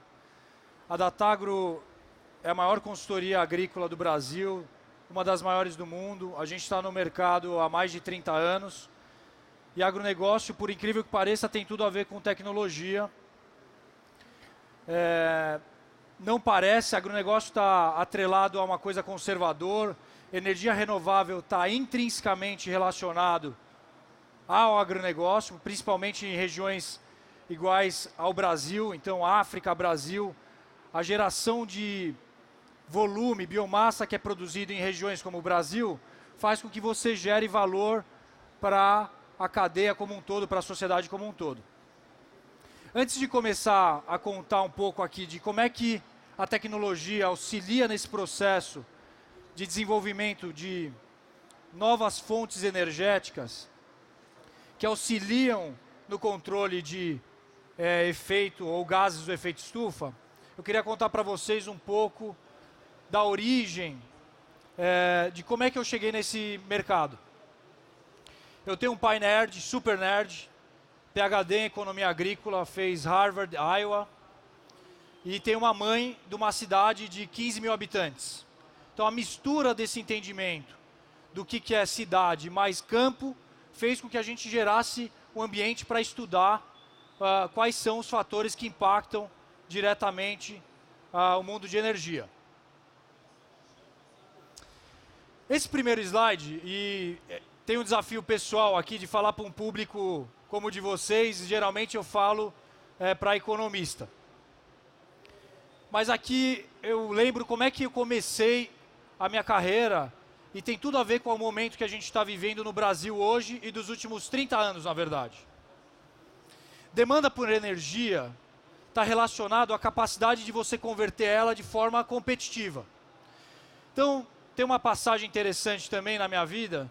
Quando eu tinha 18 anos, eu cheguei para o meu pai e perguntei o que eu devia fazer. Ele falou, olha, cara, você vai escolher alguma coisa que vai ter demanda para o seu trabalho, para você ter condição de pagar o salário, ou ter um salário para pagar a escola dos seus filhos. Então você precisa ter cliente, no final das contas. E como é que funciona a dinâmica de consumo de energia em qualquer momento do tempo? Imagina que a gente está 2000 anos atrás, nós somos da Escandinávia, e a gente descobre que se matar a baleia, gerava energia quando você queimava o óleo de baleia. Eu conto para o meu primo faz a mesma coisa, a demanda por baleia aumenta, começa a ficar caro matar a baleia. O esforço energético de fazer isso é muito ruim, a sociedade busca outra fonte, é assim que surge o carvão. Então, porque baleia ficou caro, a sociedade, para suprir demanda, encontra carvão e o preço da baleia diminui e você passa a ter uma demanda por carvão maior. O preço do carvão aumenta do nível, que vem a tecnologia de novo, que estimula a gente encontrar outras fontes, a gente encontra o petróleo, aí o petróleo começa a ficar caro e a gente é forçado a olhar para a tecnologia novamente, para ver como é que encontra outras fontes que são mais baratas do que queimar um combustível que é muito nobre, é extremamente nobre para motores de baixa eficiência. O momento que nós estamos vivendo agora é um momento onde o preço do petróleo, apesar de estar barato no curto prazo, ele está num momento onde o mundo precisa encontrar outras fontes para compor a demanda de energia futura. A idade da pedra não acabou porque acabou a pedra. Não vai acabar petróleo. O petróleo vai ficar caro. E aí outras fontes, tecnologia pura, vão suprir a demanda por petróleo. Então, o conceito é que o que vai definir o mix do futuro de energia consumida é a capacidade de entregar uma energia barata, que pode vir de várias fontes. E nós vamos passar aqui por elas.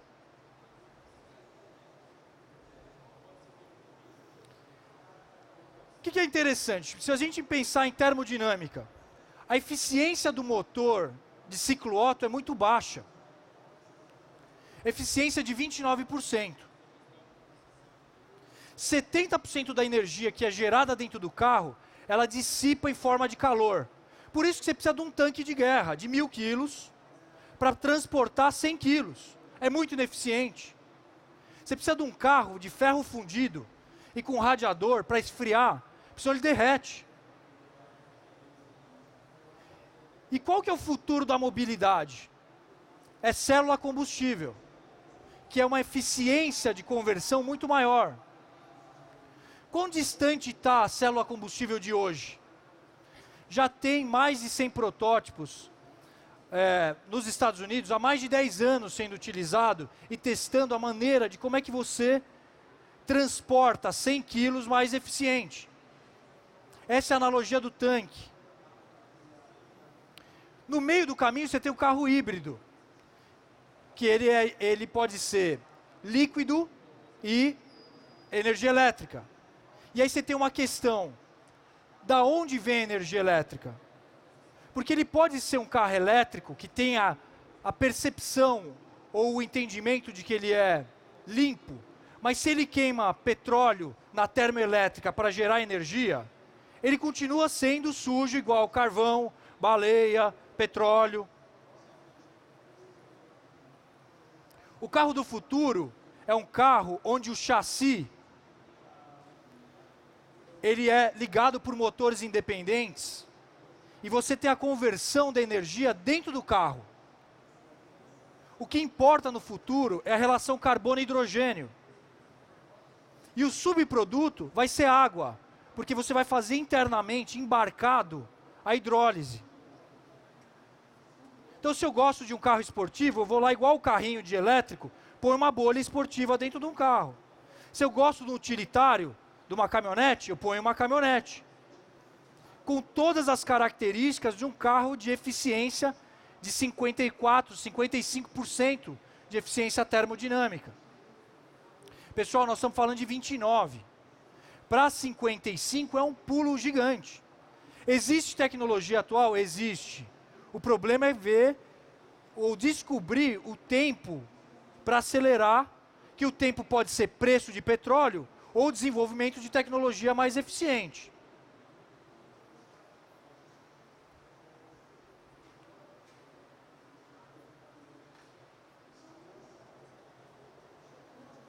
Aí. O que está acontecendo efetivamente no mundo? E aí tem uma discussão aí super econômica da minha casa. Nós somos 4 economistas. A minha mãe é pedagoga. Ficou brava um dia porque o tomate estava caro. Não tem jeito. O tomate vai ser caro para sempre. A gente tem 7 bilhões de pessoas hoje. Há 50 anos atrás, tinha 1,5 bilhão. Não vamos achar que não vai ter problema de choque de demanda. A demanda vai influenciar no desenvolvimento de qualquer coisa. Tecnologia, que já acontece, produção agrícola, comida, mobilidade, energia. Só que, efetivamente, esses 7 bilhões de hoje estão consumindo recursos e estão emitindo no modelo atual um nível que já começou a ficar problemático. Claramente o efeito climático existe e ele acontece hoje. Vou dar um exemplo. Eu estava no Peru há 2 meses atrás, numa região produtora de cana, mas desértica. O que eles fazem lá? Eles produzem cana para produzir etanol, que é energia, que não emite, legal, numa região do deserto. Eles pegam a água de um outro lugar e trazem por infraestrutura, que pode ser qualquer tipo de irrigação, para a produção de cana nesse lugar. Por causa do El Niño esse ano, eu cheguei na cidade e estava chovendo no deserto.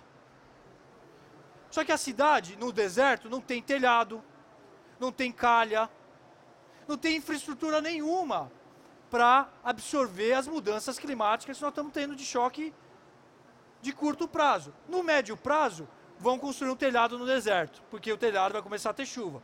Mas no curtíssimo prazo, você tem choques desse tipo. No Brasil, se você olhar como é que tem sido o regime de chuvas, 2009 foi extremamente úmido, 2010 foi extremamente seco, 2011 seco e úmido, e assim por diante. O que está acontecendo efetivamente na operação do mundo agrícola ou do mundo que gera energia renovável? Um ano está diferente do outro. E aí quando eu comecei a trabalhar, eu cheguei para o meu pai e falei, porra, quando chove é ruim, quando está seco é ruim, sempre está ruim. Toda vez que está longe da média, é ruim. E aí você tem uma outra oportunidade, remote sensing, sensoramento remoto. E a gente vai falar de Big Data, mas provavelmente o Big Data do agronegócio é um dos maiores Big Datas existentes na sociedade moderna. Uma colhedora de café gera por dia mais de 2,3 milhões de pontos. Se você multiplicar pelo tamanho da frota vezes os dias de safra, são mais de 3 trilhões de pontos por safra só de café no Brasil. Fora todas as outras 53 culturas. Dos outros 100 países. Nós estamos começando a profissionalizar a agricultura. E por que esse processo está acontecendo só agora? Porque não precisa. Do jeito que está, já é muito competitivo. O problema é que com o aumento da demanda, o cliente pedindo o tomate mais barato, nós vamos ter que desenvolver tecnologias que são mais eficientes para produzir em regiões que historicamente a gente não produzia.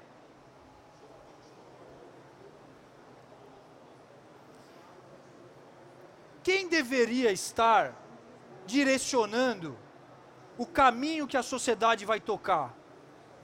Deveria ser o governo. O governo define a meta. Eu não quero emitir daqui 100 anos. Eu não vou usar mais combustível fóssil na minha frota. E a sociedade, a partir daquele alvo, determinados os limites para a operação em cada região, deveria se organizar. Vou dar um exemplo prático de que nós vamos ter cliente em agricultura energética ou renovável.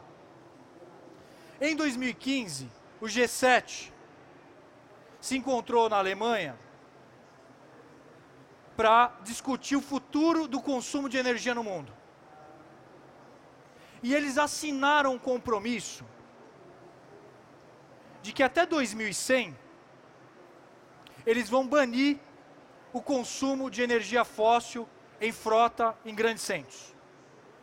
Pessoal, o que é isso para a gente aqui? Tem um cara com uma bandeira amarela dizendo, gente, vai ter demanda por combustível renovável.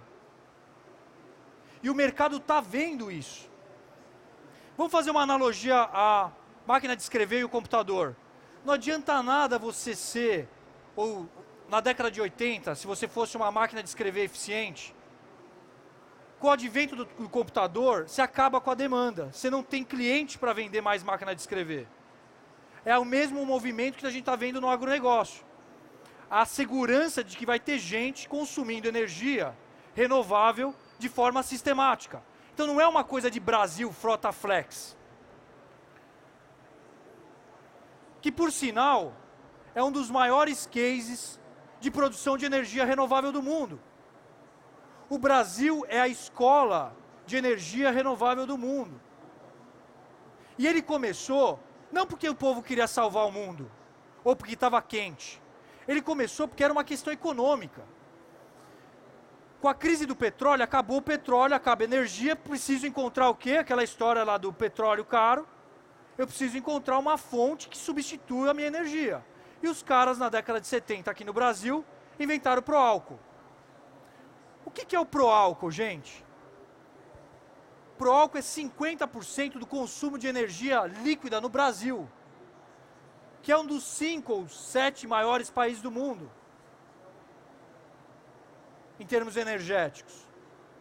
Desenvolvimento de tecnologia 100% brasileira. Frota Flex foi desenvolvida no Brasil. Engenharia automotiva brasileira.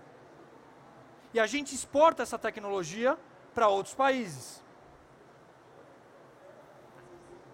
O problema da Frota Flex é que quem coordena, que é no fundo o agronegócio, ele comunica mal. Então a sociedade não tem a percepção do que ela gera de valor.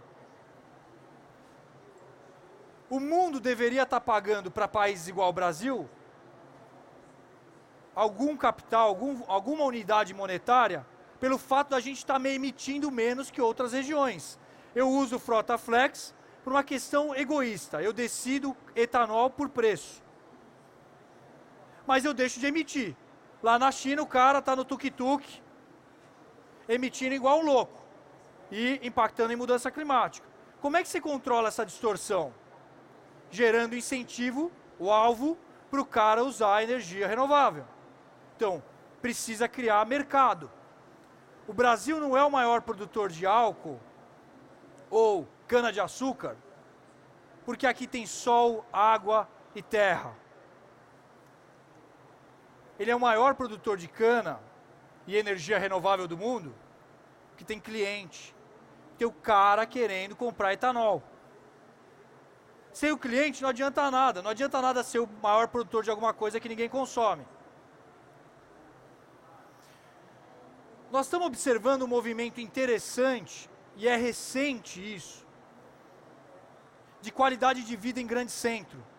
Frequentemente a gente vê na televisão asiáticos usando máscara, ou para o problema sanitário, doença, ou para o problema respiratório.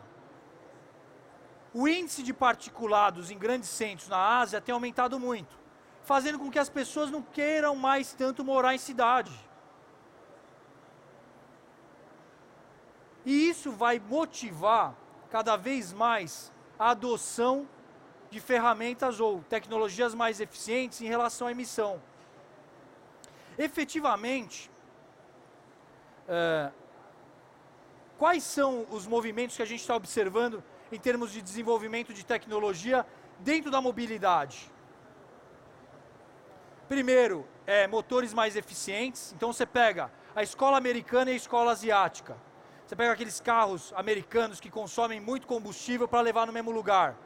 E os carros asiáticos, historicamente, mais eficientes. Então, primeiro, tecnologia embarcada no carro. Segundo, matéria-prima. Então, quais variedades e quais culturas são as mais eficientes em conversão de energia? Porque, no fundo, combustível é sol. É o sol que foi convertido em energia que se transformou num combustível líquido. E você tem uma capacidade maior ou menor, de extrair aquela energia solar. Vamos comparar a cultura. E por que região tropical é muito mais eficiente que região fria? O milho, para cada unidade que você gasta de energia fóssil para fazer uma renovável, você gera 1,3 unidades. Então significa que, para produzir uma unidade de renovável de milho, você praticamente queima uma de fóssil. Como assim? O trator que está operando o milho está operando com diesel, que é fóssil. Então o consumo de insumo agrícola, fóssil. Então praticamente a moeda de conversão do milho é 1 para 1. Não é muito eficiente. Cana, que é essa cultura tropical que tem uma capacidade de conversão alta. 1 para 9. Então, a cana é 9 vezes mais eficiente em conversão de energia. Segundo ponto importante, por que região tropical vai se desenvolver? Que tem menor sazonalidade de temperatura. No Brasil é mais ou menos a mesma temperatura. A sazonalidade é meio estável. Nos países do hemisfério norte ou do sul, você tem uma sazonalidade muito grande. Ou fica muito quente, ou fica muito frio. Toda vez que fica muito frio, você para de produzir. Você tem, no fundo, uma safra só em país frio. Então, quais são as possíveis regiões que vão se desenvolver? Tropical, que tem água e tem solo. Onde são isso? Brasil, África, Ásia. Esses são as regiões fornecedoras. Quem são as regiões consumidoras? Os grandes centros populacionais. Então, Ásia como um todo, mais China, Índia. E tem países que a gente nem fala muito, que é uma coisa de louco. Eu estive no Paquistão recentemente. É um país do tamanho do estado de São Paulo, com a população do Brasil. Você anda num país igual esse, Indonésia, que não tem fazenda, gente, igual ir para o interior na casa da avó. Não tem, é cidade. E isso vai fazer com que a gente tenha um desafio de produção de comida e energia, que é a história do tomate. Não tem jeito. Demanda vai influenciar preço.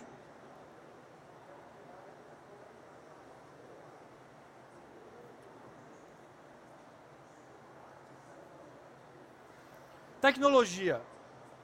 Tecnologia está associado a esse mundo digital. Mas, pessoal, o programa de desenvolvimento de variedade de cultura agrícola no Brasil é equivalente aos investimentos, ou na mesma importância que os investimentos realizados na tentativa do homem sair da Terra.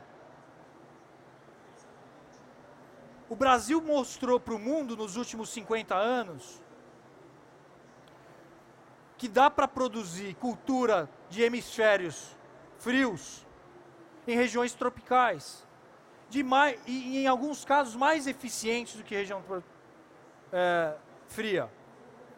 Tecnologia embarcada num grão de soja é tão eficiente ou tão importante quanto o desafio de desenvolver a telemetria da situação atual. Então, o mundo de tecnologia associado ao desenvolvimento de comida vai se desenvolver muito. Nós estamos no começo só. É o primeiro movimento de quantificar realmente, ou auxiliar na mensuração dos riscos das operações.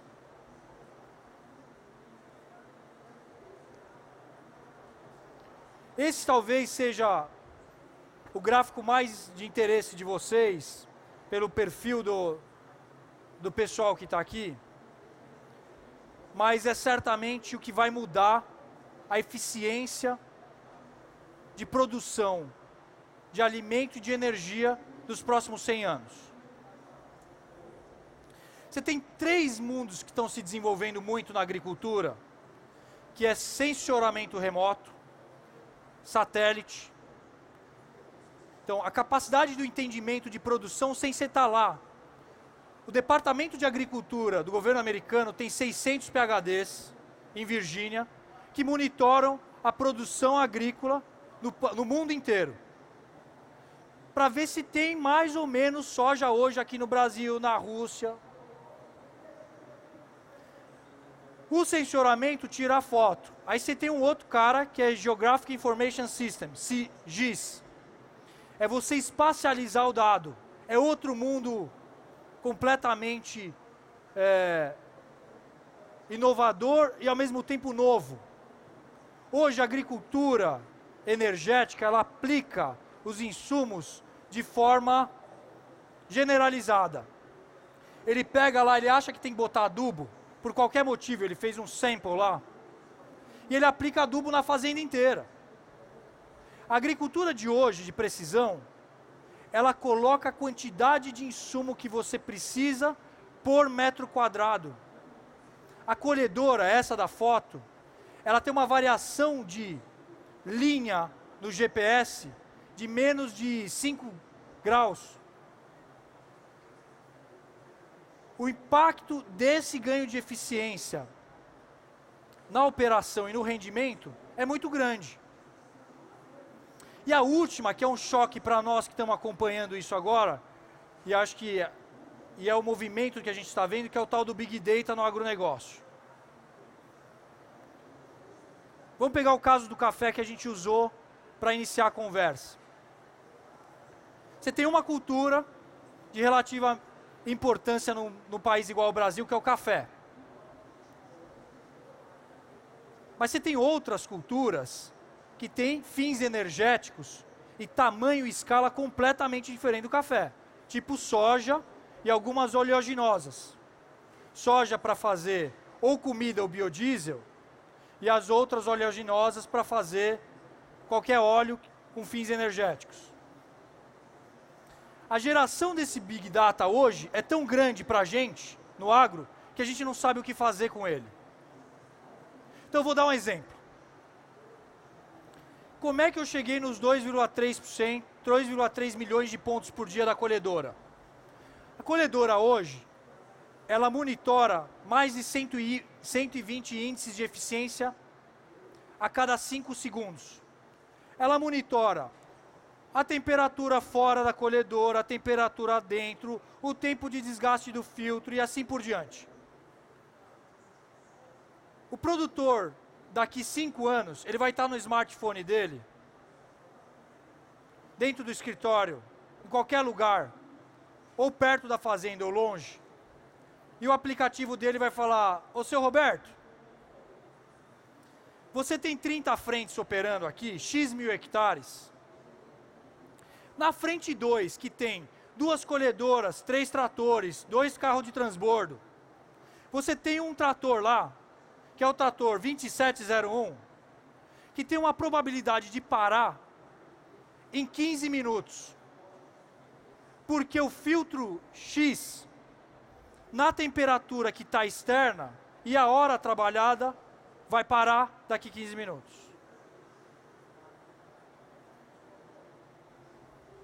Pessoal, telemetria no agronegócio vai mudar completamente a forma de se distribuir comida e energia. A gente estima na Datagro que o ganho pode chegar a 30%. Gente, 1% no Brasil é gigante.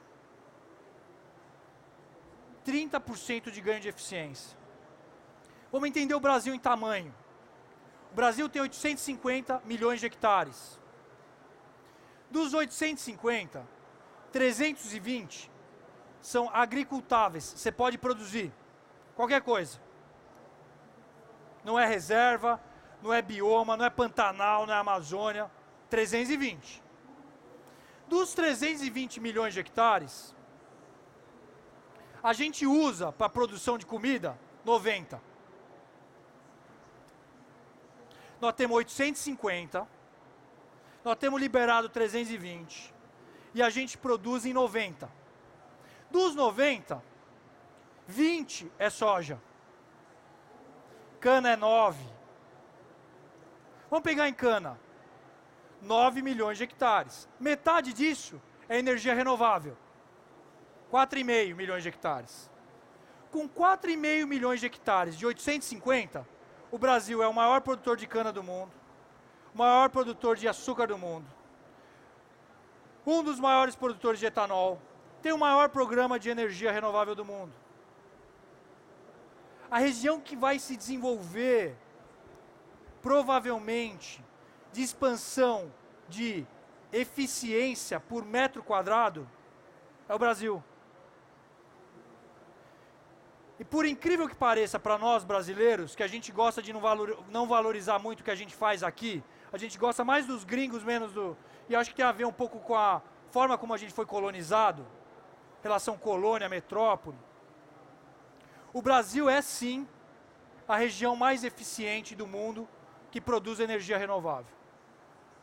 Por 2 motivos. Uma aptidão natural, que é tudo isso que a gente conversou, é a capacidade de você fazer a produção. E o segundo é por tecnologia.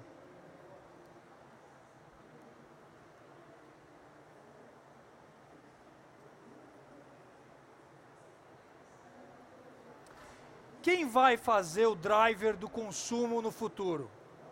São os clientes. Isso está mudando na comunicação, gente. Antigamente, você tinha o rádio, que era um para todo mundo. Aí depois veio a televisão, que é alguns para todo mundo. Com a internet, eu comunico com o meu grupo, que gosto de comer tomate verde na terça-feira, que eu sei que vende no bairro tal.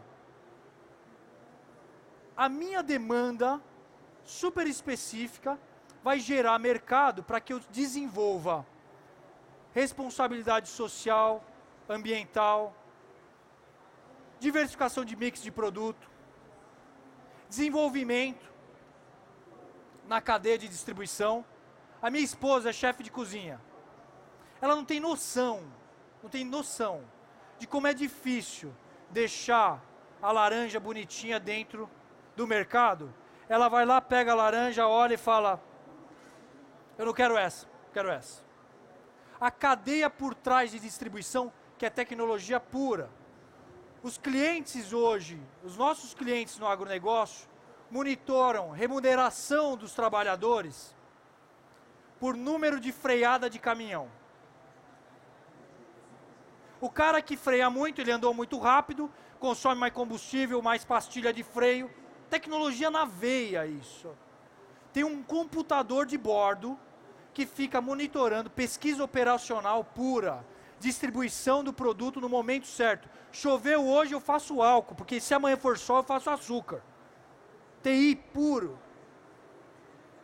Vamos para o TI na parte comercial do agro. Na década de 80, 99% da folha da Bolsa de Valores agrícola era pessoa. Eu ligava para o meu corretor e falava para ele assim, Alberto, compra 10 Petrobras aí.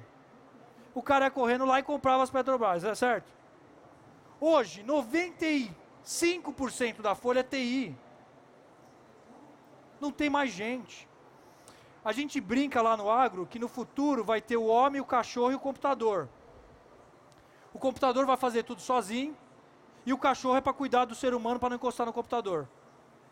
Porque toda vez que a gente interferir na máquina, nós vamos perder. Com o advento da gestão, o risco, a percepção de risco operacional vai mudar. Por que meu pai foi para o agronegócio? Ele fez faculdade aqui em São Paulo, paulistano, igual eu, filho de médico, e ele viu uma palestra de um ministro da agricultura na época dele, que falou que o Brasil ia ser o grande fornecedor de comida. E ele foi lá estudar, foi para Harvard, Iowa, estudar sobre economia e dinâmica de agronegócio. Só que o mundo de comida, perto do mundo de energia, ele é infinitamente menor. A importância a mesma, você precisa de comer para viver, mas você também precisa tomar banho quente, ver televisão, aquecer a casa. Então, só que a demanda por energia e o esforço de gerar energia é muito grande. E o agro está virando energia, principalmente nas regiões tropicais. O que é energia renovável, galera? Tudo que não queima fóssil. E, sinceramente, você queimar gasolina num motor de baixa eficiência, como o que a gente tem hoje, é uma judiação. Porque demorou milhares de anos para produzir o petróleo, e a gente vai lá, queima num motor de baixa eficiência, para produzir 29% de energia. Então, por que a gente faz isso? Porque ainda a gente está desenvolvendo as outras fontes que vão ser complementares à matriz fóssil. Nunca vai acabar carvão. Não vai acabar carvão. Só que ele vai ser utilizado para fins mais específicos. Dentro do mundo de renováveis, a gente tem algumas que são mais charmosas para a mídia comunica mais. Eólica e solar. A gente vê mais falar de eólica e solar. E isso é um desenvolvimento não tão recente, e a gente tem o domínio já de geração de energia por fotovoltaica, por exemplo, com vários modelos. Ou aquelas placas que ficam as fazendas de placa solar, ou os espelhos que miram para uma torre de óleo, que esquenta o óleo, aquece a água e gera vapor para mexer turbina. Ou eólica em regiões que tem vento. Em regiões como a Europa, você tem já o desenvolvimento relativamente maduro versus as outras, de energia de maré. A onda vai, mexe a turbina, a onda volta, mexe a turbina, você vai gerar energia.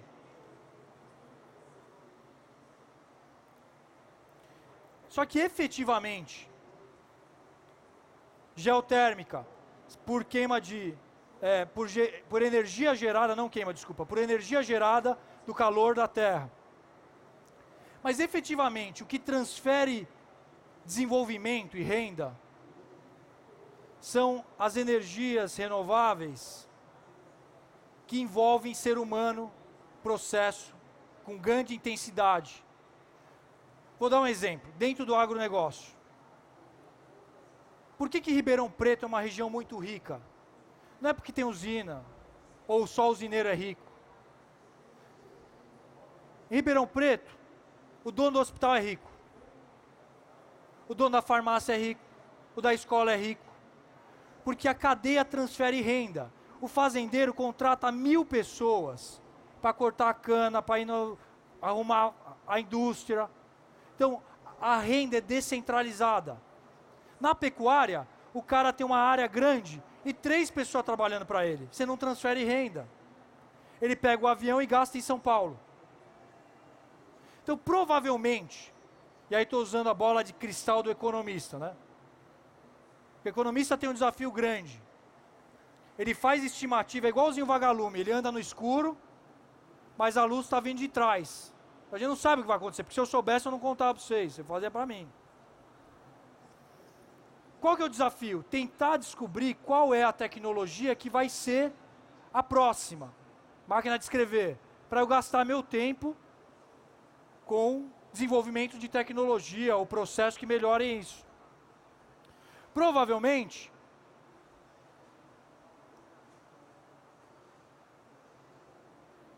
dentro do mundo das energias renováveis, a que vai se desenvolver mais e tem uma pegada de social muito grande, é a agrícola. Vou dar um exemplo para vocês de tecnologia de energia renovável. Está começando no Brasil. Biodigestão, que pode ser de lixo, pode ser de resíduo de processo industrial ou de resíduo agrícola. A gente tem visto em alguns centros no Brasil, São Paulo, Rio de Janeiro, Goiânia, o desenvolvimento de biodigestão de resíduo orgânico de cidade. O que você faz? Você pega o metano, envasa ele, ou você queima para gerar energia, ou você coloca no motor para te levar para algum lugar, GNV, carro.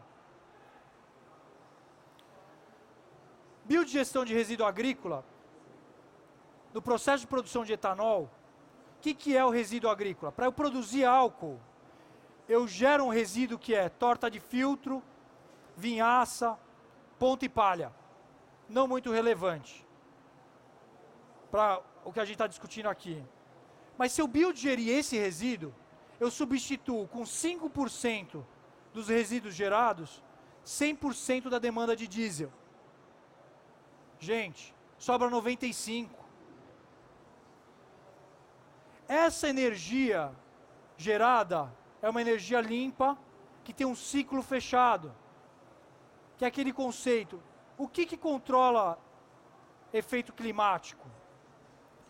É o controle de emissão de carbono.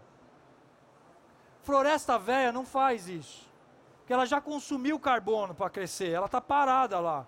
Eu sou uma árvore de 100 anos. Eu não estou crescendo mais. O que consome carbono e impacta diretamente essa questão do efeito climático é tudo que cresce rápido. Então vamos lá. A cana cresce em 18 meses, você corta. Ela cresce de novo, corta. Toda vez que ela está crescendo, ela está sugando carbono. Então, a geração de resíduo descentralizado na Amazônia, por exemplo, poderia ser a solução para uma Belo Monte. Gente, eu consumo energia em São Paulo e faço energia lá na Amazônia. Olha a ineficiência desse processo. Eu perco energia no cabo, eu perco energia na subestação. Se eu fizer uma fazendinha pequena, com biodigestor, pequena, provavelmente eu supro a demanda regional. A geração de energia de biomassa, que não tem nada a ver com álcool, ou biodiesel, ou biocombustíveis, o que é biomassa? É tudo que é orgânico, vindo de uma origem agrícola, que você queima. Você pode queimar cavaco, você pode queimar bagaço, você pode queimar casca de laranja. Tem uns que têm densidade energética maior, então você gera mais energia relativa. Esta geração, em grande parte dos casos, está perto da cidade. E por que a gente não gera mais? Porque aqui no Brasil, o homem do arco e flecha lá do tiro, tem hora que põe o alvo aqui, tem hora que põe o alvo aqui. Aí ele pega o alvo, desencana, vira para trás o alvo. Então, o setor privado, em vários momentos, tem um desafio de ir para que lado que ele vai gastar energia para o desenvolvimento. Vamos dar o caso do etanol de novo. O etanol emprega no Brasil, diretamente, mais de 1 milhão de pessoas. E ele foi o discurso, por muito tempo, do primeiro governo do presidente Lula, como a solução de transferência de renda para a sociedade brasileira. Mas quando nós encontramos o pré-sal, mudou. Essa é uma mudança do alvo daqui para cá. Então, nós como sociedade, precisamos estar ativos para definir o que é importante para a gente. A gente quer uma cidade com particulado ou sem particulado? Eu quero estimular o desenvolvimento de tecnologia dentro do Brasil ou fora do Brasil? Nós temos casos de sucesso, Embrapa, CTC, que tudo a ver com tecnologia energética. Essa foto, ela é meio artística, mas ela reflete esse desafio de suprimento de energia renovável no médio e longo prazo. Nós só vamos conseguir produzir energia renovável em qualquer lugar do mundo se eu transferir renda. Ninguém vai consumir energia renovável porque é verde. Vai consumir porque ela é mais eficiente, ela emite menos, porque o governo definiu e gerou benefício. Então a sustentabilidade não está só atrelada a plantar árvore ou cortar árvore. Ela está na perenidade dos impactos do assunto que a gente está estudando. E no frigir dos ovos, o que importa mesmo é o desenvolvimento humano. Então, um case de implantação de uma agroindústria num município que tinha gado. Você levou uma fábrica para lá.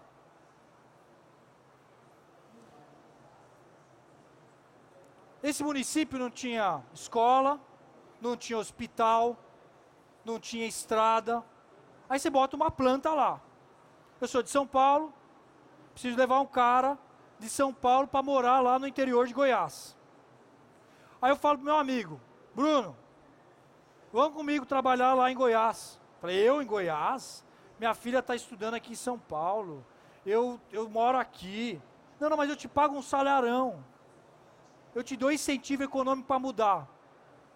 No momento que o diretor da operação muda, ele está com dinheiro lá no interior de Goiás. Ele precisa pagar a escola para a filha dele. Na sexta-feira ele quer jantar. Com um momento relativamente rápido, a economia começa a se desenvolver. Você passa a ter escola, restaurante, curso de inglês, supermercado. Eu fui numa operação em Altamira, que é o município de Belo Monte. Tem um cliente meu lá, tem uma fazenda pequena, de 495 mil hectares, tamanho de São Paulo, fazenda dele. Eu fiquei impressionado com o impacto da usina no município. A falta de planejamento nosso para segurar um investimento desse de 4, 5 bilhões de reais gera todos os tipos de distorções que vocês imaginam. Como você tem uma relação umbilical no agronegócio com a pessoa que está trabalhando com você, porque você precisa que ela fique. Você precisa fidelizá-la de alguma maneira. Então você faz o filho dela estudar. Você faz a formação da cadeia em volta. Olha que interessante, talvez vocês não saibam disso. Sempre perto de uma fazenda grande, agrícola, de cana em Goiás, tem uma fazenda de seringueira. Por que tem uma fazenda de seringueira? Porque não tinha o que fazer com as mulheres dos caras que trabalhavam na cana. E como as mulheres são mais delicadas, elas sangravam melhor as árvores de seringueira sem machucar as árvores. É desenvolvimento humano. Você educa a pessoa, forma, vai lá, arruma um trabalho, o filho não vai mais ser produtor, vai ser outra coisa. Então, eu recebi uma plaquinha aqui de 15 minutos para a gente eventualmente ter alguma pergunta. A mensagem que eu queria passar para vocês, pessoal, da experiência que nós estamos vivendo dentro da Datagro, que é uma consultoria 100% brasileira e que exporta a tecnologia nossa de produção agrícola para outras regiões, é que nós precisamos de gente do TI que nem precisa saber como é que a cana cresce ou a soja cresce. A Monsanto comprou uma empresa nos Estados Unidos, pagou 950 milhões de dólares, que é um centro de organização de dados do agronegócio, que é o tal do Big Data. Nós vamos passar um movimento agora de segurança de dado, coleta de dado, performance de equipamento, que os caipiras do agro não manjam muito. Então tem muita área para ser desenvolvida dentro desse mundo que são dois clientes. O de comida e o de alimento. O de energia. De comida e o de energia. Eu queria agradecer, é um prazer estar aqui com vocês e eu estou à disposição para eventual pergunta. Muito obrigado.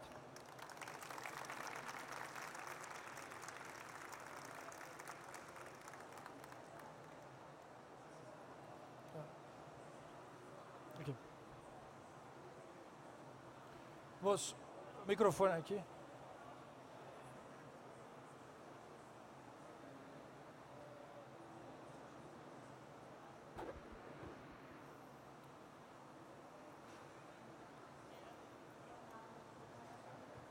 É sobre a analogia do arco. Eu vi uma reportagem ano passado sobre o ciclismo na Alemanha e que estava ocupando muito a geração de renda das grandes produtoras automobilísticas. Então o governo, acho que em 2005, fez a meta de até, acho que 2020, chegar a 1 milhão de carros sustentáveis dentro da Alemanha. Só que mesmo com o alvo estabelecido, mesmo com a incentivação do mercado, acho que ano passado só tinha chegado em 200 mil e o governo achava que não ia alcançar a meta. Por que com o alvo estipulado, com o mercado estipulado, não foi possível? Okay. Como é que se chama? Gabriel. Gabriel, obrigado pela pergunta. Tem duas maneiras de você estimular o desenvolvimento. Imagina que nós somos Estado. E por algum motivo eu quero desenvolver alguma coisa que é de interesse comum para essa sociedade. No caso, emitir menos. E olha, parênteses. O nível de desenvolvimento da Escandinávia, você falou da Holanda, mas na Escandinávia, o desenvolvimento do conceito de emissão é tão mais maduro que o nosso. Nós somos maiores e talvez os mais eficientes em não emitir. Por causa do álcool, por causa do hidro. Então a gente gera muita energia hidro que não emite. Mas se a gente não faz muito esforço, a gente não valoriza muito, esses caras lá criam políticas públicas. Então você deu um bom exemplo de uma região, no caso a Holanda, que criou, a Alemanha, que gerou um ambiente, ou tentou criar um ambiente para estimular uma ação. Isso é política pública. Aí você tem o desafio de o setor privado se estimular a desenvolver aquele mercado. Quais são os mecanismos que o Estado tem para fazer com que você produza um carro verde? Ou uma tecnologia? Te dando isenção de imposto. fazendo com que você vá estudar na melhor faculdade de tecnologia do mundo. Então, criando o ambiente para que você tenha a condição de suprir essa demanda. Então, não é simplesmente falar que eu quero misturar etanol no combustível daqui 10 anos. É quais são as ações por trás do Estado que estimulam esse movimento. Então, eu não sei a fundo qual foi a política desenvolvida lá, mas tem um desafio local de criar um incentivo do setor privado a produzir. Isso é normal isso. Vou dar um exemplo de política pública mal organizada aqui no álcool. Pô, o álcool não emprega a gente? Emprega. Não é brasileiro? É brasileiro. Faz tecnologia no Brasil? Faz. Mas por que o governo nosso não tira o imposto ou põe mais imposto na gasolina? Para estimular que a gente desenvolva carro mais eficiente, que transfira renda aqui na nossa região.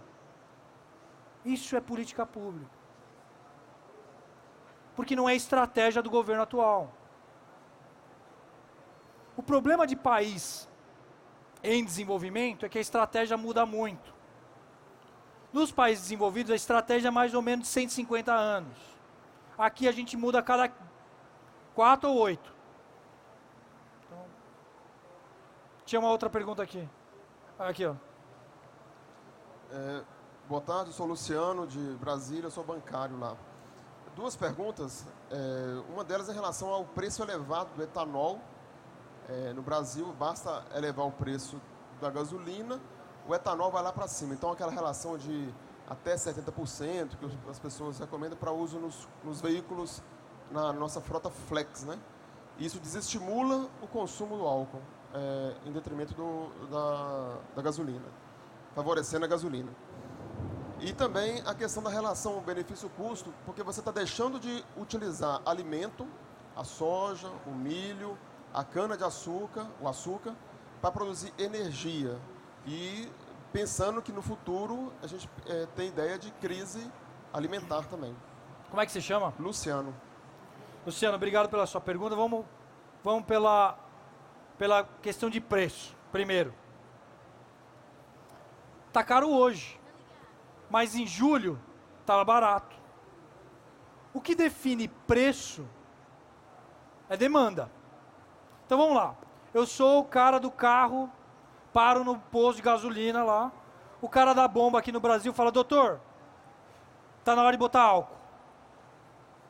Porque a relação de eficiência que você falou, e você tem razão, 70%, propicia um preço melhor para colocar álcool naquele momento. Aí todo mundo vai lá e coloca álcool. A demanda sobe, o preço sobe. Porque a quantidade de álcool e de petróleo, de maçã e de banana, ela é definida. Se eu tenho 10 bananas e um cara querendo comprar banana, o preço é baixo. Se eu tenho 9, o preço é alto. Quando o preço sobe, ele destrói consumo, você tem razão. Chegou num nível que o cara fala: ô doutor, agora é gasolina. Aí você muda para gasolina. Gente, Luciano, o Brasil é o único lugar do mundo em que o consumidor escolhe o combustível na bomba. Nos Estados Unidos você não tem isso, cara. Vai ser sempre gasolina ou álcool. Você não tem a chance de mudar, que é a elasticidade. Porque nós desenvolvemos uma tecnologia no Brasil, em 2003, que converte a pressão do motor para qualquer mistura do combustível. Então, na verdade, é um ativo que nós temos como sociedade, a capacidade de escolher o produto. Por que não tem em outros lugares? Que não é de interesse de alguns setores desenvolver isso. Imagina, eu sou uma grande produtora de petróleo e de gasolina. Você quer que entre o álcool aqui? Por isso que pro álcool é difícil de fazer. E provavelmente o álcool vai ser utilizado como oxigenante. Ele é melhor para oxigenar a gasolina, mais eficiente. Segunda pergunta, rápido. Alimento versus fuel. Tem um nome, isso aí, chama Food versus Fuel. Food versus Fuel faz sentido em países frios que produzem grãos. Em países tropicais, a gente não faz fio de grãos. A gente faz fio de grama, que chama cana. O que é a cana? A cana é uma grama, que precisa de água e sol quando está crescendo, seco e frio quando está colhendo, para aumentar a densidade de açúcares. Porque o objetivo é o açúcar.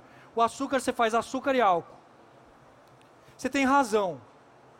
Food versus fuel, em países produtores de energia renovável a partir de grão, você tem um impacto, que é o caso dos Estados Unidos. Vocês lembram quando a gente era criança, que vinha os aviões da Cruz Vermelha salvar os africanos? Eles vinham e jogavam comida para os africanos lá e resolviam o problema de fome da África. Vocês lembram disso? Que eles jogavam comida constantemente. Quando eu era mais novo tinha isso aí. O que é esse efeito? E não tem mais hoje. Por que não tem mais americano ou europeu dando comida para africano de avião? Porque não tem mais grão sobrando. Ele só dava o grão lá para os africanos em barrinha, bonitinha, ensacada, porque tinha muito grão nos Estados Unidos, oferta demais, preço baixo, dá para os africanos lá. Como é que a gente controlava a oferta na época do café? Nós aprendemos no colégio. Não queimava o café? É a mesma coisa. Como é que eu queimo a oferta? Dá para os africanos. Quando você cria um programa de energia renovável, nos Estados Unidos, que consome 44% da oferta, está faltando, aí mudou, não sobra mais, porque o grão que era para comida está indo para energia. Beleza. Acho que dá para fazer mais uma pergunta. Eu trago uma placa aqui. Você dão duas, vai, últimas duas. Meu nome é Carmônia. É a primeira palestra que eu escuto, é a sua, me prendeu, viu? Gostei muito. E o que eu quero te perguntar, eu sou mãe, tenho 43 anos, então a minha pergunta talvez não tenha nada a ver com o que os meninos tenham dúvida, os jovens, né? E eu tenho uma dúvida cruel, eu não sou muito fã da tecnologia, me desculpe, sei que ela veio para ajudar, mas infelizmente as multinacionais veio para o Brasil para explorar, não sei porquê, talvez por causa da mão de obra barata, que existe sim, não falta serviço no Brasil, falta mão de obra qualificada. Pois é, a exploração do nióbio em Araxá, eles vêm, é uma dúvida minha, você me responde, por favor. Eles vêm, explora, fica com o lucro, os rejeitos ficam no Brasil, e aí? Beleza. Como é que você chama mesmo? Desculpa. Carmônia. Carmônia, obrigado. Ó, o que a gente precisa definir, o que é tecnologia. Porque você está associando a tecnologia, eventualmente, ao telefone e ao smartphone. Vamos voltar para a produção de qualquer coisa. Antigamente, eu produzia milho há 2000 anos atrás assim, fazia um buraco, botava um grão, fechava. Fazia um buraco, botava um grão, fechava. Descobri que o bode puxando um carrinho aumenta a minha eficiência de abrir e fechar o buraco. Isso é tecnologia. Tudo que muda a sua capacidade de produzir, ou de criar, ou de qualquer ação que você está fazendo, é tecnologia. Então, eu vou dar um exemplo. A tecnologia do grão da multinacional fica no Brasil. Por quê? Ele desenvolve mesmo o grão lá na região, pode ser fora, mas ele contrata brasileiro para plantar, para colher, para fazer estrada, para fazer escola, para pagar o uniforme do filho.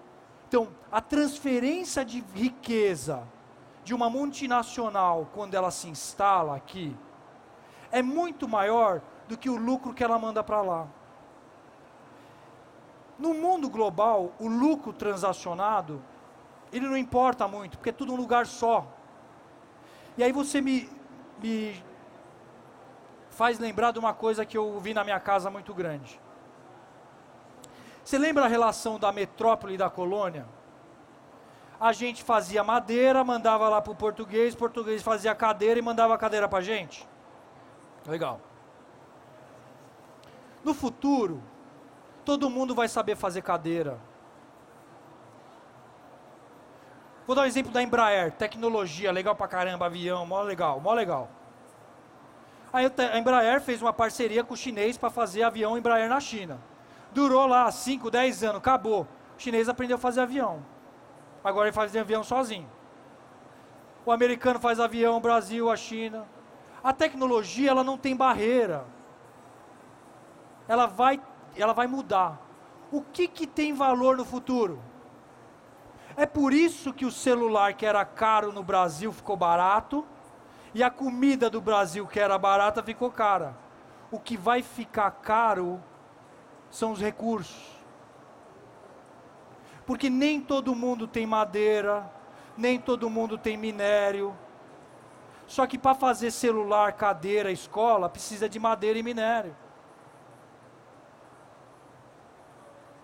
É um fluxo super maduro. Em país rico, comida é caro, tecnologia, celular é barato. Em país pobre, comida é barata, celular é caro. Vai mudar isso. Está mudando. Brasil, o computador ficou barato. Lembra como era caro o computador? Quando meu pai veio para o Brasil, ele casou com a minha mãe e eles tinham uma decisão lá. Compra um sofá ou um computador?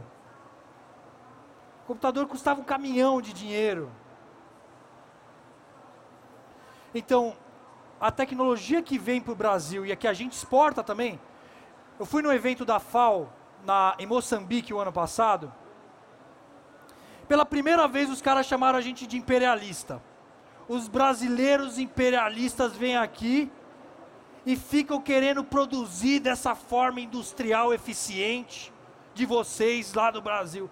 Eu falei, olha gente, pela primeira vez eu me senti o outro lado, né? Porque a vida inteira nós somos coitadinhos. Lá na África eles estão falando que a gente é os brutos, que produz muito. Tecnologia, é muito relativo isso. A definição do conceito de tecnologia, ela varia muito. E aqui você está num ambiente de tecnologia. Eu não sei, acho que acabou. Tinha mais uma pergunta sua, né? A última, vamos aí.